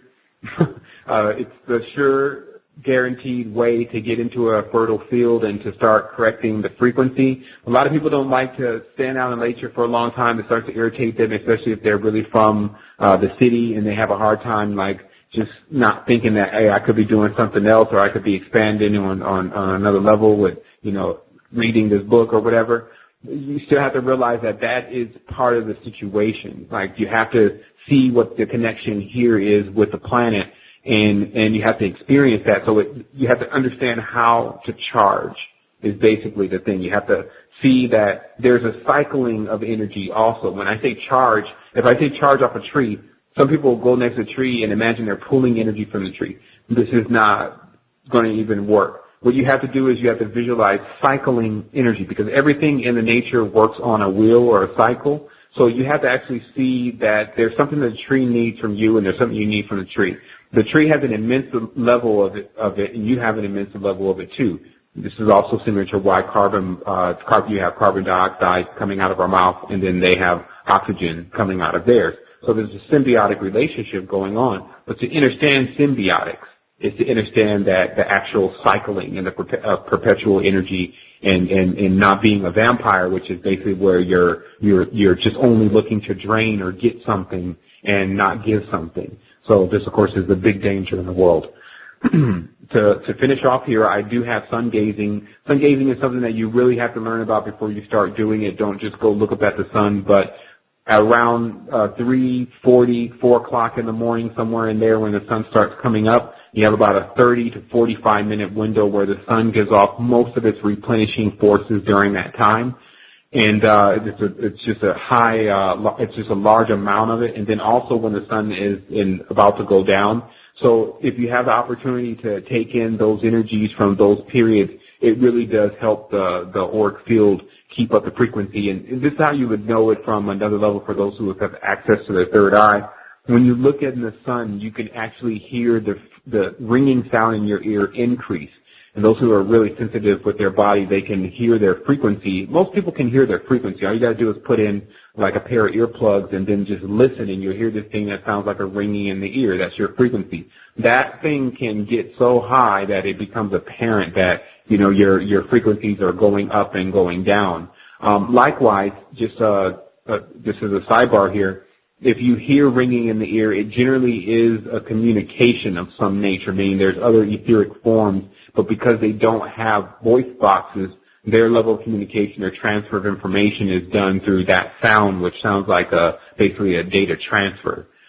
So the last thing, of course, is sexual energies is definitely last but not least, but you really do have to be concerned about why it's where your current is. Like basically with your current with your body, a lot of people are concerned about why their current or money problem is occurring, and it has a lot to do with where you're actually spreading your seed or your energy. Remember, the entire universe is of an orgasmic nature. It is an organism. So life is fully familiar with how to be abundant with this energy, because we are in a world where we become somewhat crippled, especially in the sexual nature to how we visualize what that is about. We have a tendency to just be gratified by external sex. And just as I said before about the external thing, it becomes somewhat of a situation in any arena if you let it get out of control. And how that works with the sexual nature is, especially for a male, also for a female, the sexual fluid is what is needed to raise up the kundalini through the body, because it's this fluid and also the orgasmic fluid within woman that allows the spine to be completely filled. And if the spine is not filled, then the chakra centers that are attached to the spine just don't awaken. So that fluid has to build up somewhere. So again, with males, if you're leaking the fluid, understand exactly what you're doing. Montauk Chai's multi-orgasmic man. Woman, her orgasm itself is actually what builds up her energy field. So, of course, woman has to handle that accordingly with, how she deals with herself and what's going on. So I won't get into too much of the birds of the bees, but still see, all of those make a difference in raising your vibration. Hopefully everyone today found something that they can actually latch a hold of and be able to really apply in their life, that they really find some solutions with. Well, that is such excellent information, judging by the fact that pretty much everybody who started with us an hour and a half ago, and the people who joined in subsequently all appear to still be here. So I really am excited that we got through all 10, and we still have about 25 minutes. So I'm going to just maybe make a couple comments, and then if people want to call in, the number is 646-478-0064, 646-478-0064. I'm wondering, Sevan, and as you're speaking, it sounds like we could do 10 separate shows going deeply into each of the things that you delineated. And again, the invitation is there. Anybody out there listening who feels, they've done a lot of research in one of these aspects and wants to do a show or just wants to be interviewed, please contact me, grumpycheerleader@gmail.com. But I wanted to just ask you to touch upon it a little more, because it's something that I'm so fascinated with and focus a lot on, the whole idea about the fertile field, and maybe say a little bit about, without getting too advanced in our 20 minutes, how the elite, the so-called controllers, are manipulating the field, or have been historically, so that it is less fertile, and why are things different now, and this whole idea of like what's happening with the energy shifts. Why is it becoming more fertile now? Well, very good question. Because, something that really needs to be talked about. Of course, we have to take another segment of time to really get in depth with it, but it boils in many senses into the female, which is definitely, as everything, of course, humanity is very precious, but our women are our extreme level of our survival and exactly our overall survival, how many children we produce and how smart those children are, and, what they're going to be able to do in the future. And so because woman's role has overall been, how could I put it, rejected, meaning that woman is not allowed to take, at this point, her place in the reality as a nourisher. What we've been having is these infertile fields everywhere with, what's just called masculine energy, which is more like a heat. And people need to understand, like, masculine energy is more like a fire, and that's why men were more connected to the fire god. But that's not how you really start to raise and nurture something. There has to be some water, and there has to be the minerals, etc. So that's really the entire linchpin to the fertile to infertile fields, is that if you do have, if a man, if you do have a woman or a wife, that you make sure that she feels abundant. Because what happens is that, and I'll give you the biggest key. Many women, if you ask them now to have a child, they're afraid to have a child. And this really ensues with basically making sure that they don't end up having to take care of the child on their own. And because that's going on so much and so many relationships are not sticking together, then this means a woman mentally begins to reject her seed.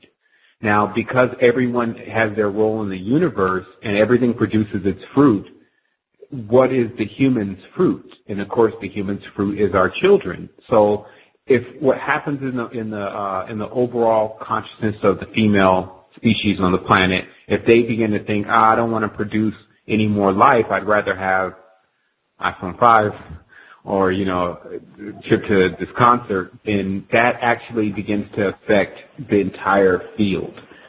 So I'm giving you I'm going all the way to the core of it before I start kind of going out a little bit more into how it works with, your reality inside of a metal building versus out in a tropical jungle, etc. But just for you to see the root of it and where this really needs to be worked on the most is when woman begins to be happy and confident about bringing children into this world, then all of the field will enliven.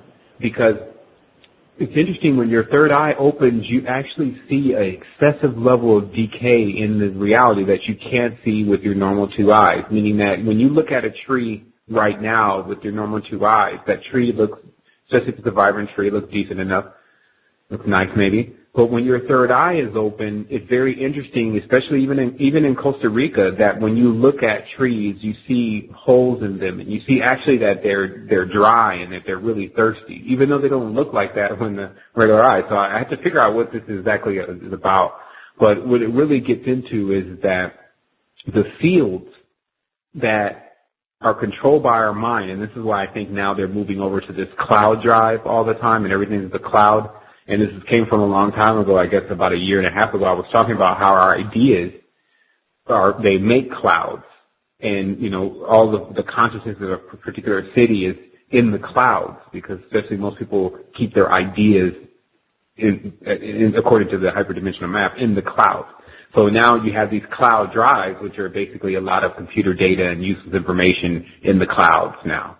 So you could just see it's just a counterfeiter that we're dealing with on the dimension, by the way. Everything that we have and how we are etherically, they then do it on an external material level. And then they bring it to us because it's on the outside, and then they convince us that this is what we need. And of course, the root to that is religion, because the churches or the temples and the mosques are configured exactly the same way the geometry is configured within the human body. Any Gothic cathedral or ancient temple is always configured this way, also known as a Temple of Solomon. So what happens with this, though, is that, remember, before there was these electronics and before all of this, there was our concept and idea of what the Creator was. And so that's really what's been tampered with first.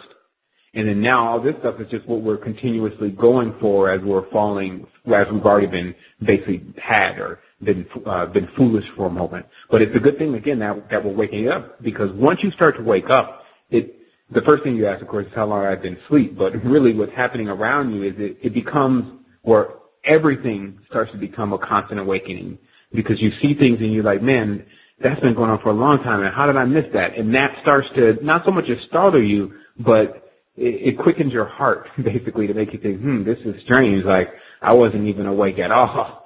And so this is of course, I believe, honestly, what the universe really likes us to do. It challenges us at times with us either waking up or some thing that we don't even want to start even thinking about after a while, meaning that what happens if we don't make it? I don't even want to open that door anymore. Like, I already understand how much is really at risk here. And that's what also people need to see, is that that's a big level of frequency lowering too, when you're considering things that you couldn't change anyway. And then the only reason why you cannot change them, I will tell you, is because you haven't got the whole story. Because once you get the whole story, then you realize exactly how much strength and how much energy is going to be associated with you being able to really change something here.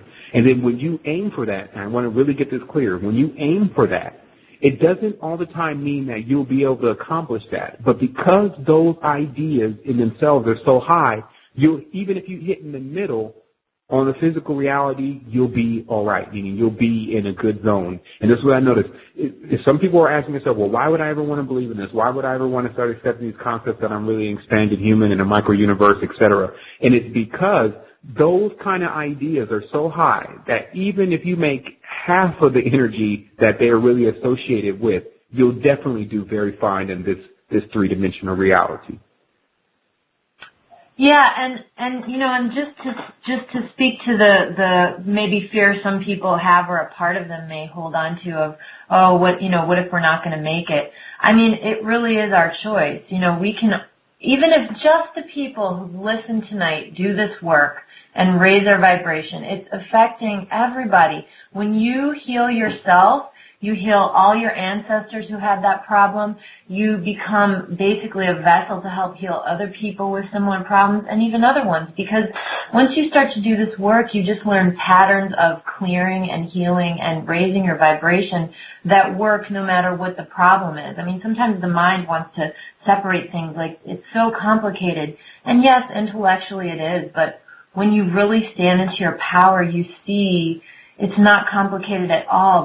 This organic machinery is so incredibly built that if you just start to align yourself, everything becomes so simple. Even inside of the complexity, you just start to see the patterns and the metaphors, and so you become more skillful. Now, of course, then you start to run into, it's like more money, more problems. You get more power, and it attracts new things to you. But you just start to become better at being you. You become better at being a human being. And if just the people listening to this show did this work, it really is making a difference. And I imagine a lot of people listening in have noticed this year how much things are shifting as these networks of conscious people come together. It's just exponential. So I really feel like we can choose and just decide today that we're going to make it. And not only are we going to make it, when we all get to this other side, quote unquote, we're going to create this really beautiful life on this planet. And it's our birthright to be here. This whole idea, I mean, we pay to live on our own bloody planet. What is that about? So let's work together and we're just going to be determined that we actually have won. Just the fact that we're having this conversation, we have won. So now we've won. Let's act like we are winners. What are we going to do? For sure. Like I said to people, just access that power within, because once you really get the entire picture of what exactly is happening here, then it allows you to be prepared to do what you need to do. Because there is this incredible spiritual essence to an individual, each individual on this line, but until they access that, there is the potential for them to be in this dimension for ever.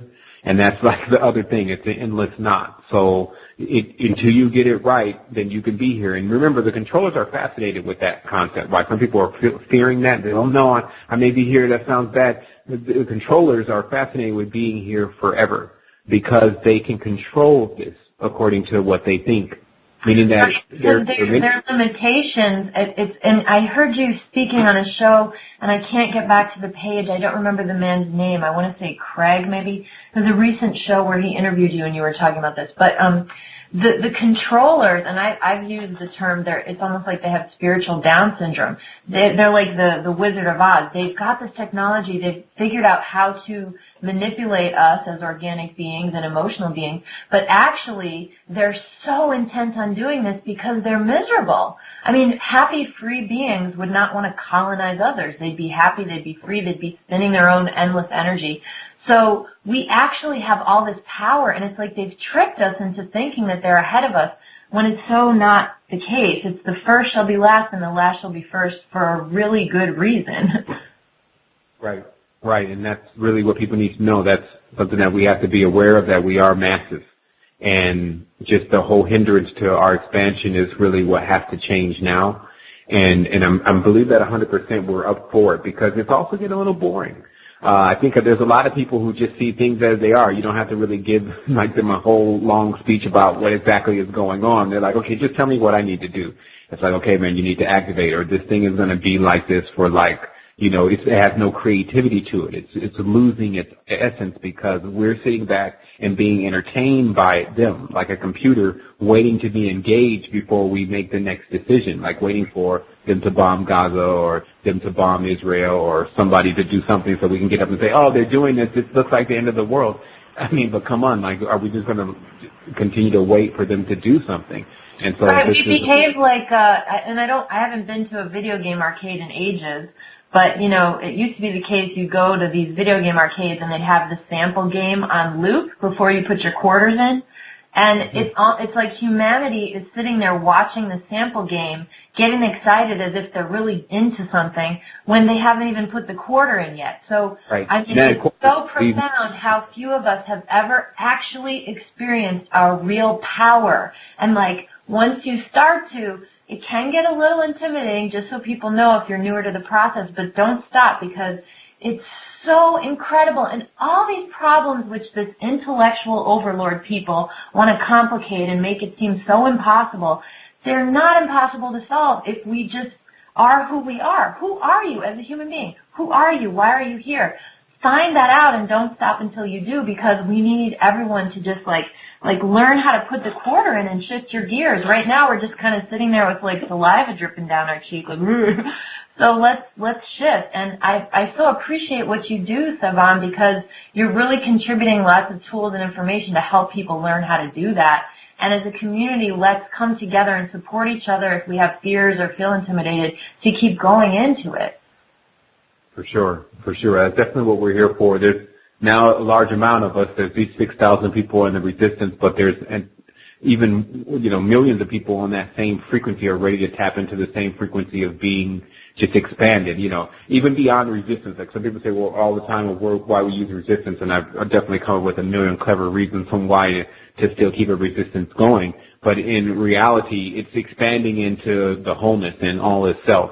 And to realize that, like, there's still going to be a little bit of time before we actually come into full realization of that, but it's already started in certain places. And that's what I was talking about in the beginning of this conversation, about how we're dealing with a large body of consciousness. And when one part starts to change, it then starts to affect the rest of the parts. And so I believe that all those that are seeing correctly into their higher chakras definitely see more expansion on the way. And so those are the predictions that we have for the future, not, the old end of the world doomsday end of the world prediction like that. That's over with.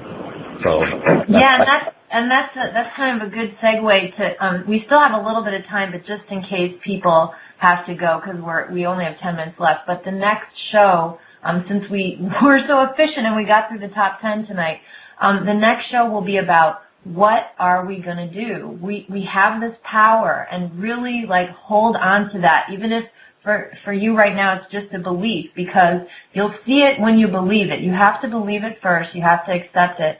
And the next show will be about, okay, now that you put your quarter in the video game, what are we going to do? How are we going to play this? It's our world. It's our planet, and we all incarnated at this time for a reason. If you're listening to this show, you're listening for a reason. Nobody would be here after 2 hours if they weren't, down to play this game. So let's come up with a plan. We're constantly reacting to these overlords. We're just in reaction, like you're saying. We're just waiting around. Oh, they bombed Palestine. Oh, they did this. So what are we going to do?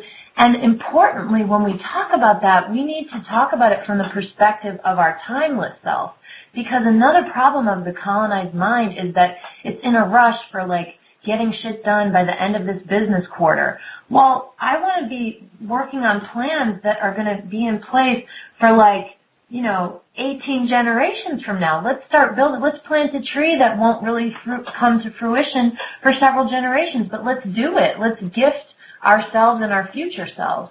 And let's be a little more proactive about it, and let's be creative. And as I said, the more we support ourselves and validate each other about what's going on and validate each other's power instead of tearing each other down and splitting hairs and getting into fights about semantics, let's do this and really, get active about it, because it's so exciting. What I'm seeing is not gloom and doom. It's the absolute opposite. It's like what I'm seeing actually is that my dreams are too small. If there's one thing I could say and not say anything again, is just like, make your dreams turbo-sized, because it can all be real, but it's like we've been shamed and judged and put into these boxes, and we've all just become like the trees you mentioned. We are like those trees. We're like withered. So let's give ourselves some beautiful water and like feed these dreams, because I agree, Sevan, it is getting boring. It's tedious. Let's open. And invention is what we're really talking about, returning 100% to.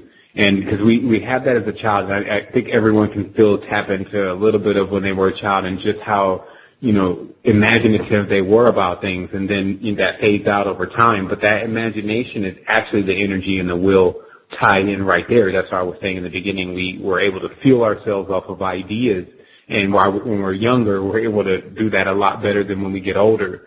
And so it's all about also making that choice, because you see that one way is going to lead. You've been on the world long enough to see which direction this thing is going to really go if you continue to follow in doing certain things. And so, of course, there's more to get into this, and that's why I said with the raising your vibration, if you're dealing with something that you say, okay, well, this is my habit, I can't stop, is because you're trying to stop it with your mind. You just try to go at it from either your body or your soul, and that's how we can unhinge any situation that we're actually dealing with, because what's been happening is the person doesn't have the knowledge of the mind, body, and soul, and that they're facing the situation on more strongly or more weakly in one of those fields, then they don't understand how to sometimes unseat situations.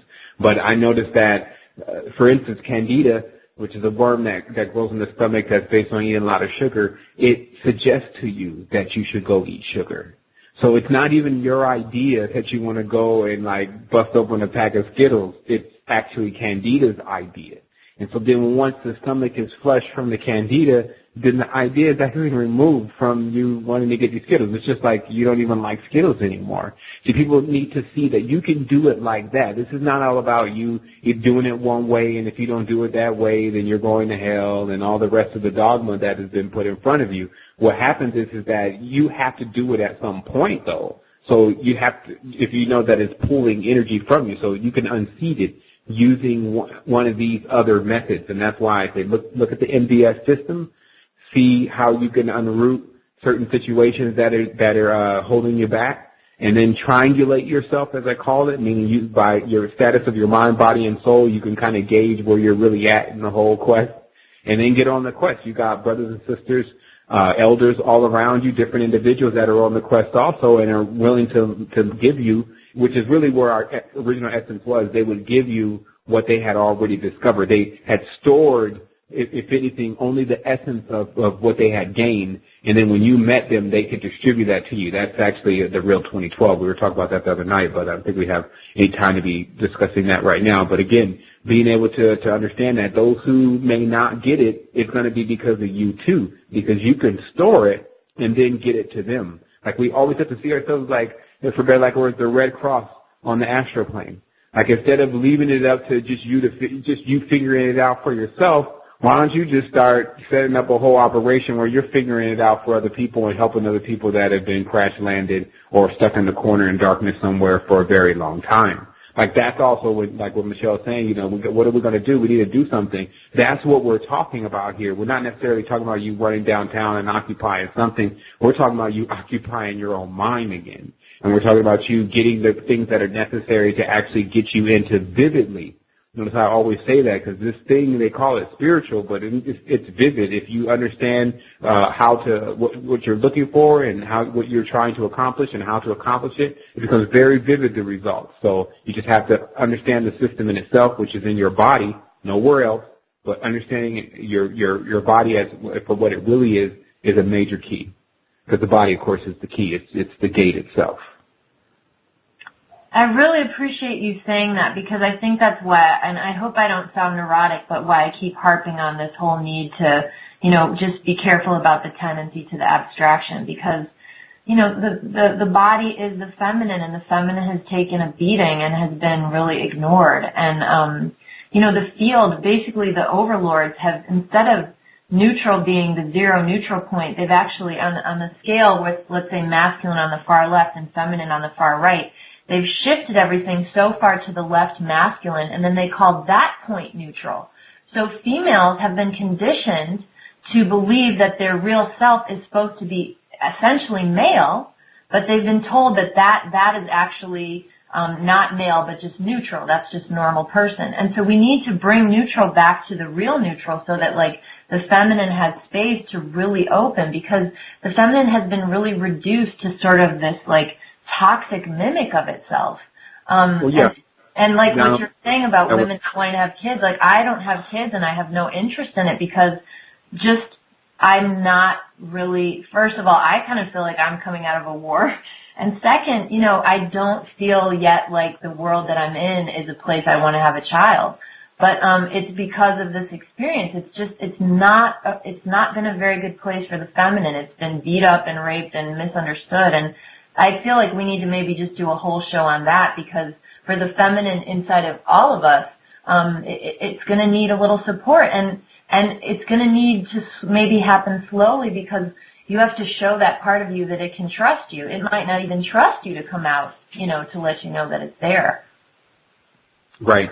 Especially since, you know, that the entire chakra center is the age of that chakra center is between, I believe, 5 and 12. So each chakra center that we have in our body corresponds to a specific group of a specific age range that we've went through, and the things that we have that happen during those times actually become what blocks the energy in that chakra. So, you know, it's very interesting, because all this work that's been done on our real body and how to move these problems, they didn't function so much on the problems. Like, if you notice in Eastern teachings, they don't really function on, like, the devil and hell, and ancient Eastern teachings, by the way. They didn't function on the devil and the hell and all these different things. They function on life, joy, being glad that you were here, the gift of nature, etc. While in the Western culture, it's like, you know, the hell and the devil and the demons and the vocation. And so notice the difference between the Eastern and Western state, and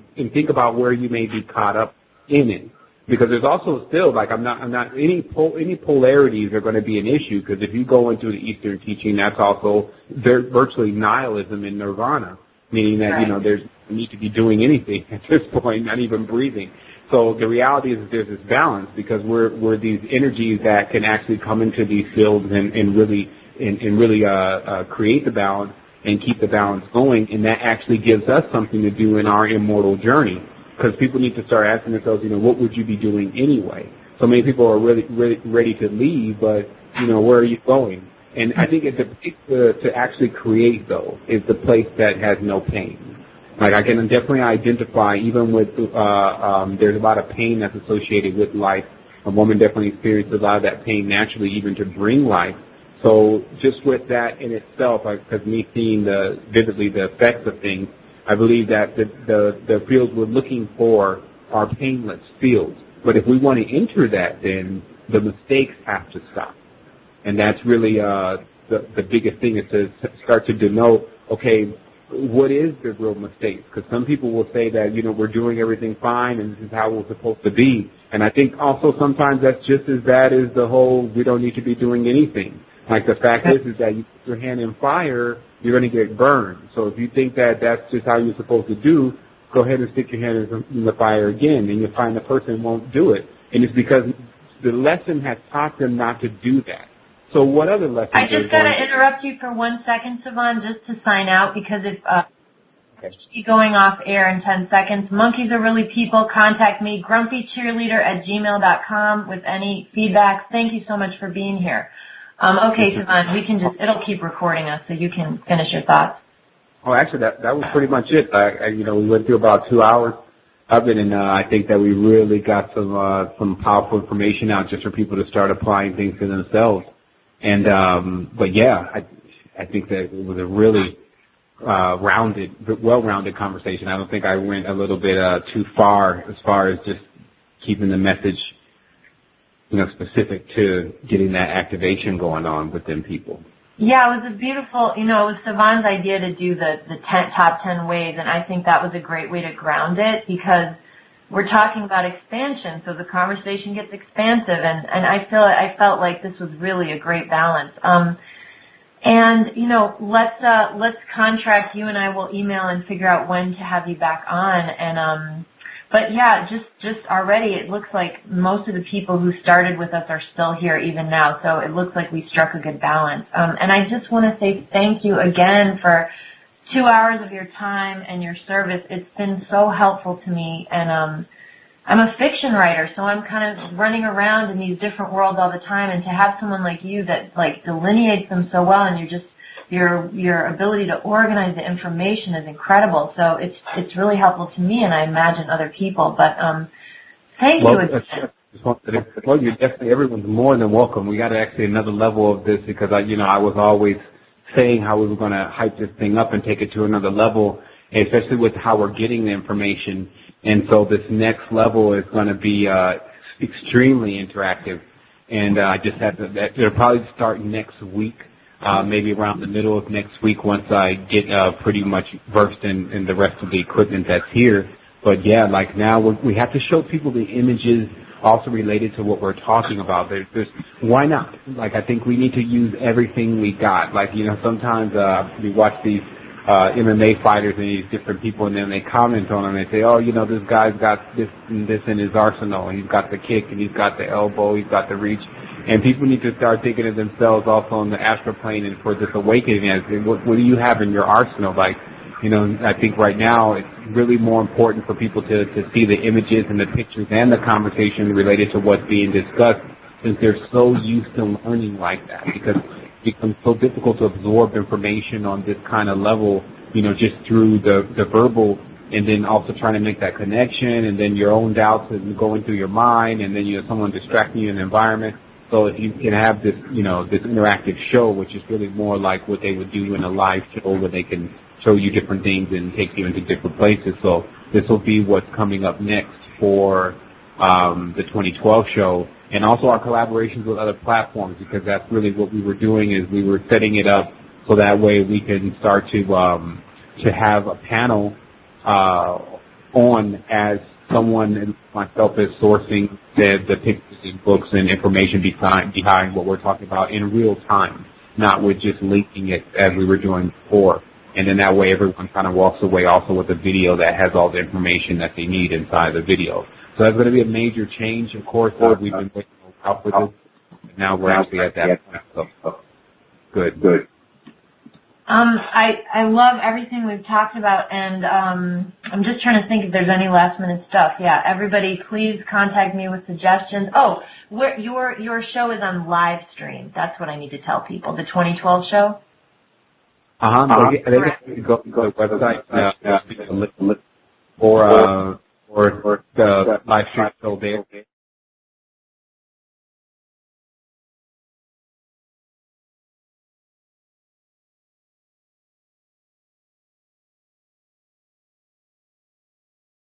Was indigenous to them, or the food from the garden.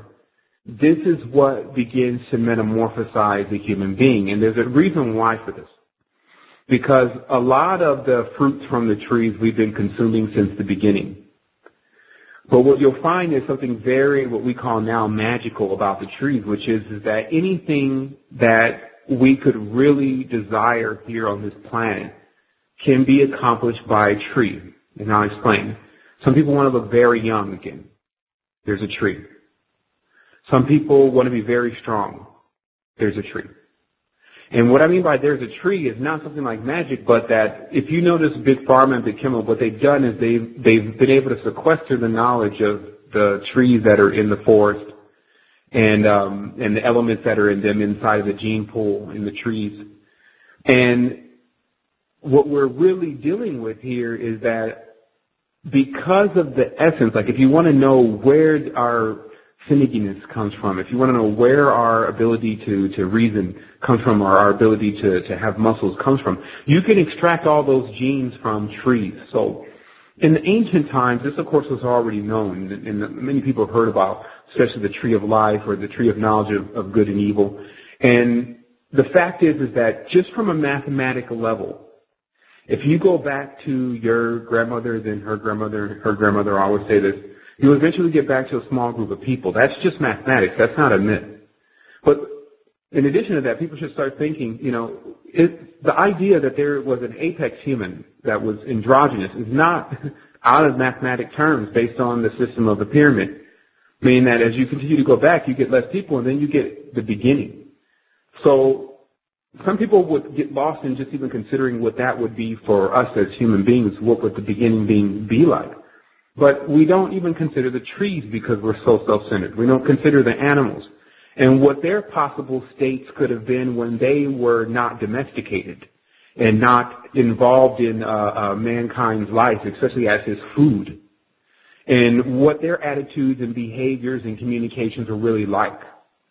Because the same way that we were disconnected from our ancient language of intoning and vibrations and frequencies, the animals have been being domesticated and trained and changed, and all the frequencies and harp devices and things are making their metamorphosis on them too. Because what happens is that the change that comes about on this planet comes about collectively. And it is indeed sometimes like a very long, some people in a sense would use a snake, because on one end, there could be one thing going on that is not going on the other end. Meaning that you have this stretch of vibrational frequency that on the high end, it seems like almost everything is perfect. While on the low end, it seems like everything is chaos. And then where you happen to be, where your vibrational frequency happens to land you in an incarnation, is how you experience life. So to take it from there, you can see our arrival here whenever it took place, and our consumption of whatever it was that we chose to consume began to metamorphosize us. I like the metamorphosis better than evolution, by the way. So the metamorphosis was, as it states, that if you go to indigenous people or people who are still carrying their original genes, their genes consist of the flora and fauna and entertained on one parallel or another. And so I just think that at this point, if we can think it, then it's basically in the thought stream. And really invent something new is something that we're yet to see. There's a saying that there's nothing new under the sun, meaning that, everything that's here has been here before at some time or another, and we're not necessarily the inventors. We're just reinventing and bringing out new things. But before that all starts, or what appears new to us, excuse me. But yeah, I want to say again, thank you for being here. Excuse me, thank you. Yeah, thank you for being here. Of course, there's a lot of connections that are being made. You know how they talk about 3 degrees of separation, and how, you should be able to get in touch with anyone that you need to get in touch with by the one individual next to you, and then that individual reaching the person. And I've actually had a chance to experience that in my life now, that if there's someone that I need to talk to or mainly get some information, then I have that just a few steps over, sometimes the next step over. So I want to definitely put people in the same shape to be able to access who we are. This is a massive awakening going on the planet, but this is something that's going on all the time, like whether it's insects awakening, or whether it's birds awakening, or whether it's other ethereal beings that you can't even see awakening. Or ethereal things going on that you can't see. There's always an awakening. So that's really what I want to be more the tone for today. But of course, today's show is in ways to raise your vibration.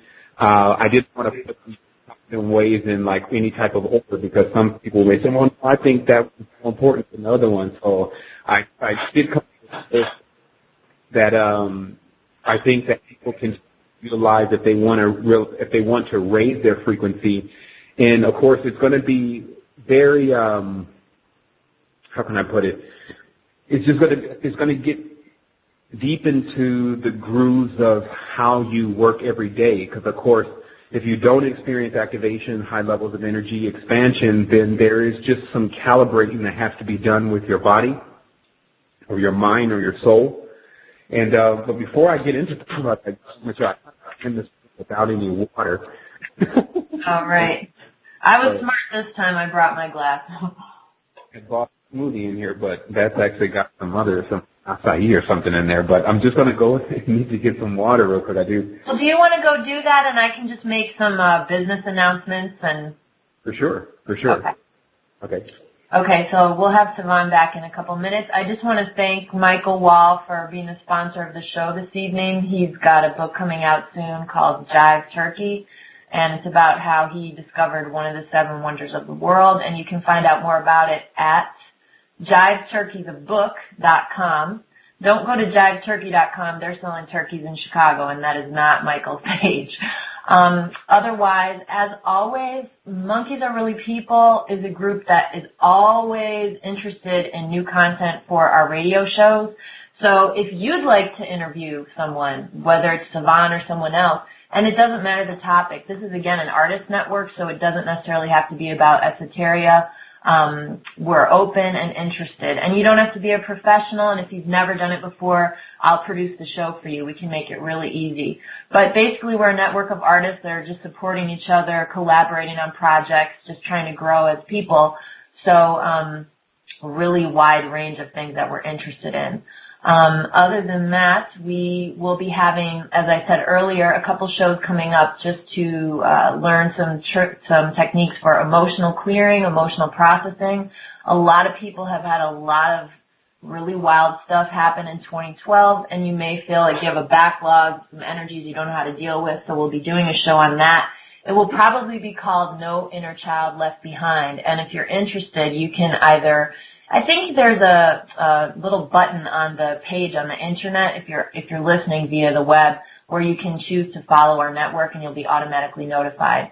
I'm attempting to do that show soon, but there's a couple of workshops I need to attend next weekend, so I may not be able to do it then.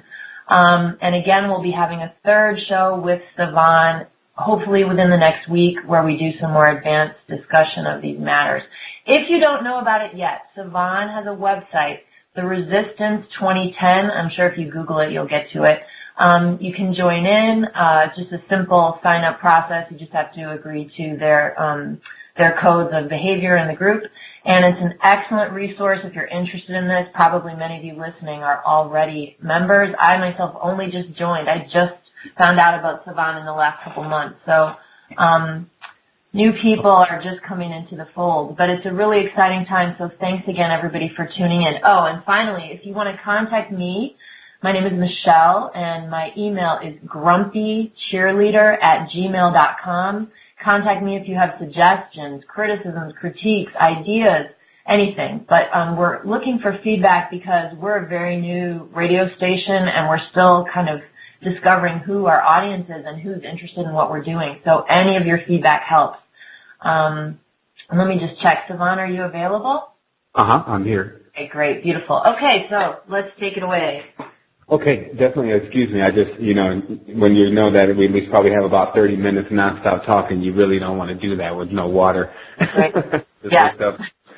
But yeah, okay, yeah, we can definitely get right into this. Like, I just wanted to first say to everyone, it's a little bit late at night, but I envision a time where there is no sleep. I envision a time where we're so awake all the time that we have the opportunity to do all the things and complete all the things that we want. Like we spend a large amount of time sleep, or at least in what I call a state of mind, which is more like a daydream / I'm tired but I'm here type feeling. And of course, that's really what we get into the most is energy for the body.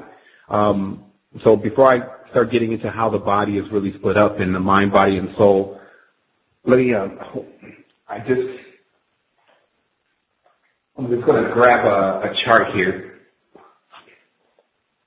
Okay. All right, so basically, what we're really here for is we're definitely attempting to get a lot of the information that's going on in this reality and what's important to us, and we want to really get that fast. And what's happening, of course, is there's a plethora of information. There's a lot of people saying different things, and certain things are going to happen. You have prophecies going on everywhere, and people predicting things, and you have all this recommendation, whether it's yoga or whether it's some green food and or maybe some bag of juju beads or, something or another that's supposed to bring you wealth, prosperity, health, expansion into even other dimensions, maybe a relationship with higher self, et cetera, et cetera. So there's this new arena that we're starting to embark on where we're leaving the dock of our old religions and faiths and belief systems that, have been impressed upon us. And so now, we're going into strange water, meaning that a lot of the spiritual techniques and their origins and, their origins and those kind of things don't become something that we really think about when we get involved in certain things. And thus, when we have certain results, whether they be what you call positive or negative, it still really lies within the person doing enough research, or if they had done enough research before they got involved, they would have understood that the key pieces to what they're studying have to be put in place first before they can fully expand with it. And when I say you're studying something, this doesn't always mean like some esoteric knowledge. It also could be art. It could also be discovery of self. To me, it's anything that you engage in with most of your time and attention. So right off the bat, there's an old saying that, we are what we eat. And I think that it's time for us to really think about not just what we're eating on a food level, but also a mental and a spiritual level. And that's really where I start to look at a specific system that I use. And I call this system the MBS, the Mind, Body, and Soul System. And this is because I started realizing a long time ago that we weren't just dealing with our own physical self. We also had a spirit body, and we also had a mental body. And, without taking a lot of time to describe what each and every one of those bodies do, it's just easy for you to sit back and see how that may be possible, that you have basically 3 different stances that you can really deal with yourself, and it's how you're comprised. But you'll find that even if you believe that it won't be something new, that this knowledge of the different what's called vehicles that we're contained in that makes up our complexity has been known since ancient times. And so where we begin at with our evolution here, as they call it, or some call it even now hybridization, or some call it emancipation, some call it many different things, but when we're moving and we're constantly breaking records, like every Olympics there's a record broken, so we're constantly getting ahead of a curve. This process brings us into what we have as a stage of, I guess, again, the only word I can really use here is evolution. I normally have a more creative word, but basically I'm trying to get across when you start one way and then you begin to alter over time. So we have to ask ourselves, what primarily altered humanity to expand into the consciousness that it's in now? And of course, the new popular idea is that, there was alien involvement. And of course, I've definitely got deep into where those type of ideas lead and how malicious they are and who really propagated those type of teachings. But what we find out is that where our evolution came from was what our intake was. Ever since the beginning, ever since the first tribes that arrived here on Earth and they began to eat the flora and the fauna, Good evening, everybody. This is Monkeys Are Really People Radio. I'm your host for this evening, Michelle Gaza. And if anyone can hear me in the chat room and verify that you can hear me, I would love that. I would appreciate that. Hello, Danny V. Hi, Soul Scientist. Okay, I see there are a lot of people there. It's lovely to see you. So tonight, as you know, I'm hosting Sevan Bomar. And basically for this evening, he's going to just kind of run the show. I'm going to be here as a bit of a moderator. I'll be checking in the chat room if you post questions there, and I can find a smooth way to do so. I'll interject. But we will also keep some time available at the end of the show for phone calls. So hold on to your questions. And thanks for the verification in the chat room. And before I introduce Sevan, I just want to make a bit of an announcement just about the pacing of these shows. Our audience is really diverse. Monkeys Are Really People Radio is really a network of artists and not necessarily astral travelers, although there is a great deal of crossover. So I wanted to do this particular show tonight to introduce Sevan and his work to an audience who may not be familiar with him. So those of you who are familiar with him, It may feel a little bit like review to you, or maybe not, I'm not sure. But there are a lot of people who aren't members of the Resistance website who maybe have never even heard one of Sevan's shows. So I want to just make it accessible to people newer to the material. And then the third show we're going to do, hopefully next week, we haven't scheduled it yet, will be much more advanced. It will be focusing on what people are going to be doing as they ascend, as they come into more and more personal power. What are your dreams? What do you want to manifest? And we'll focus on that. So if you have something that's a little more advanced, if you could maybe hold on to that for the next show. In between and thereafter, I will be also creating some shows helping people with really concrete exercises for things like emotional clearing, how to deal with anxiety or discomfort or issues that come up that can create apparent obstacles in this work. We'll work together to get through those obstacles. You know, 2012 is almost over, so we want to try to get a lot in before the end of the year. So I think that pretty much sums it up. Now I'm going to hand the floor over to Sevan Bomar. Thank you for your patience and welcome.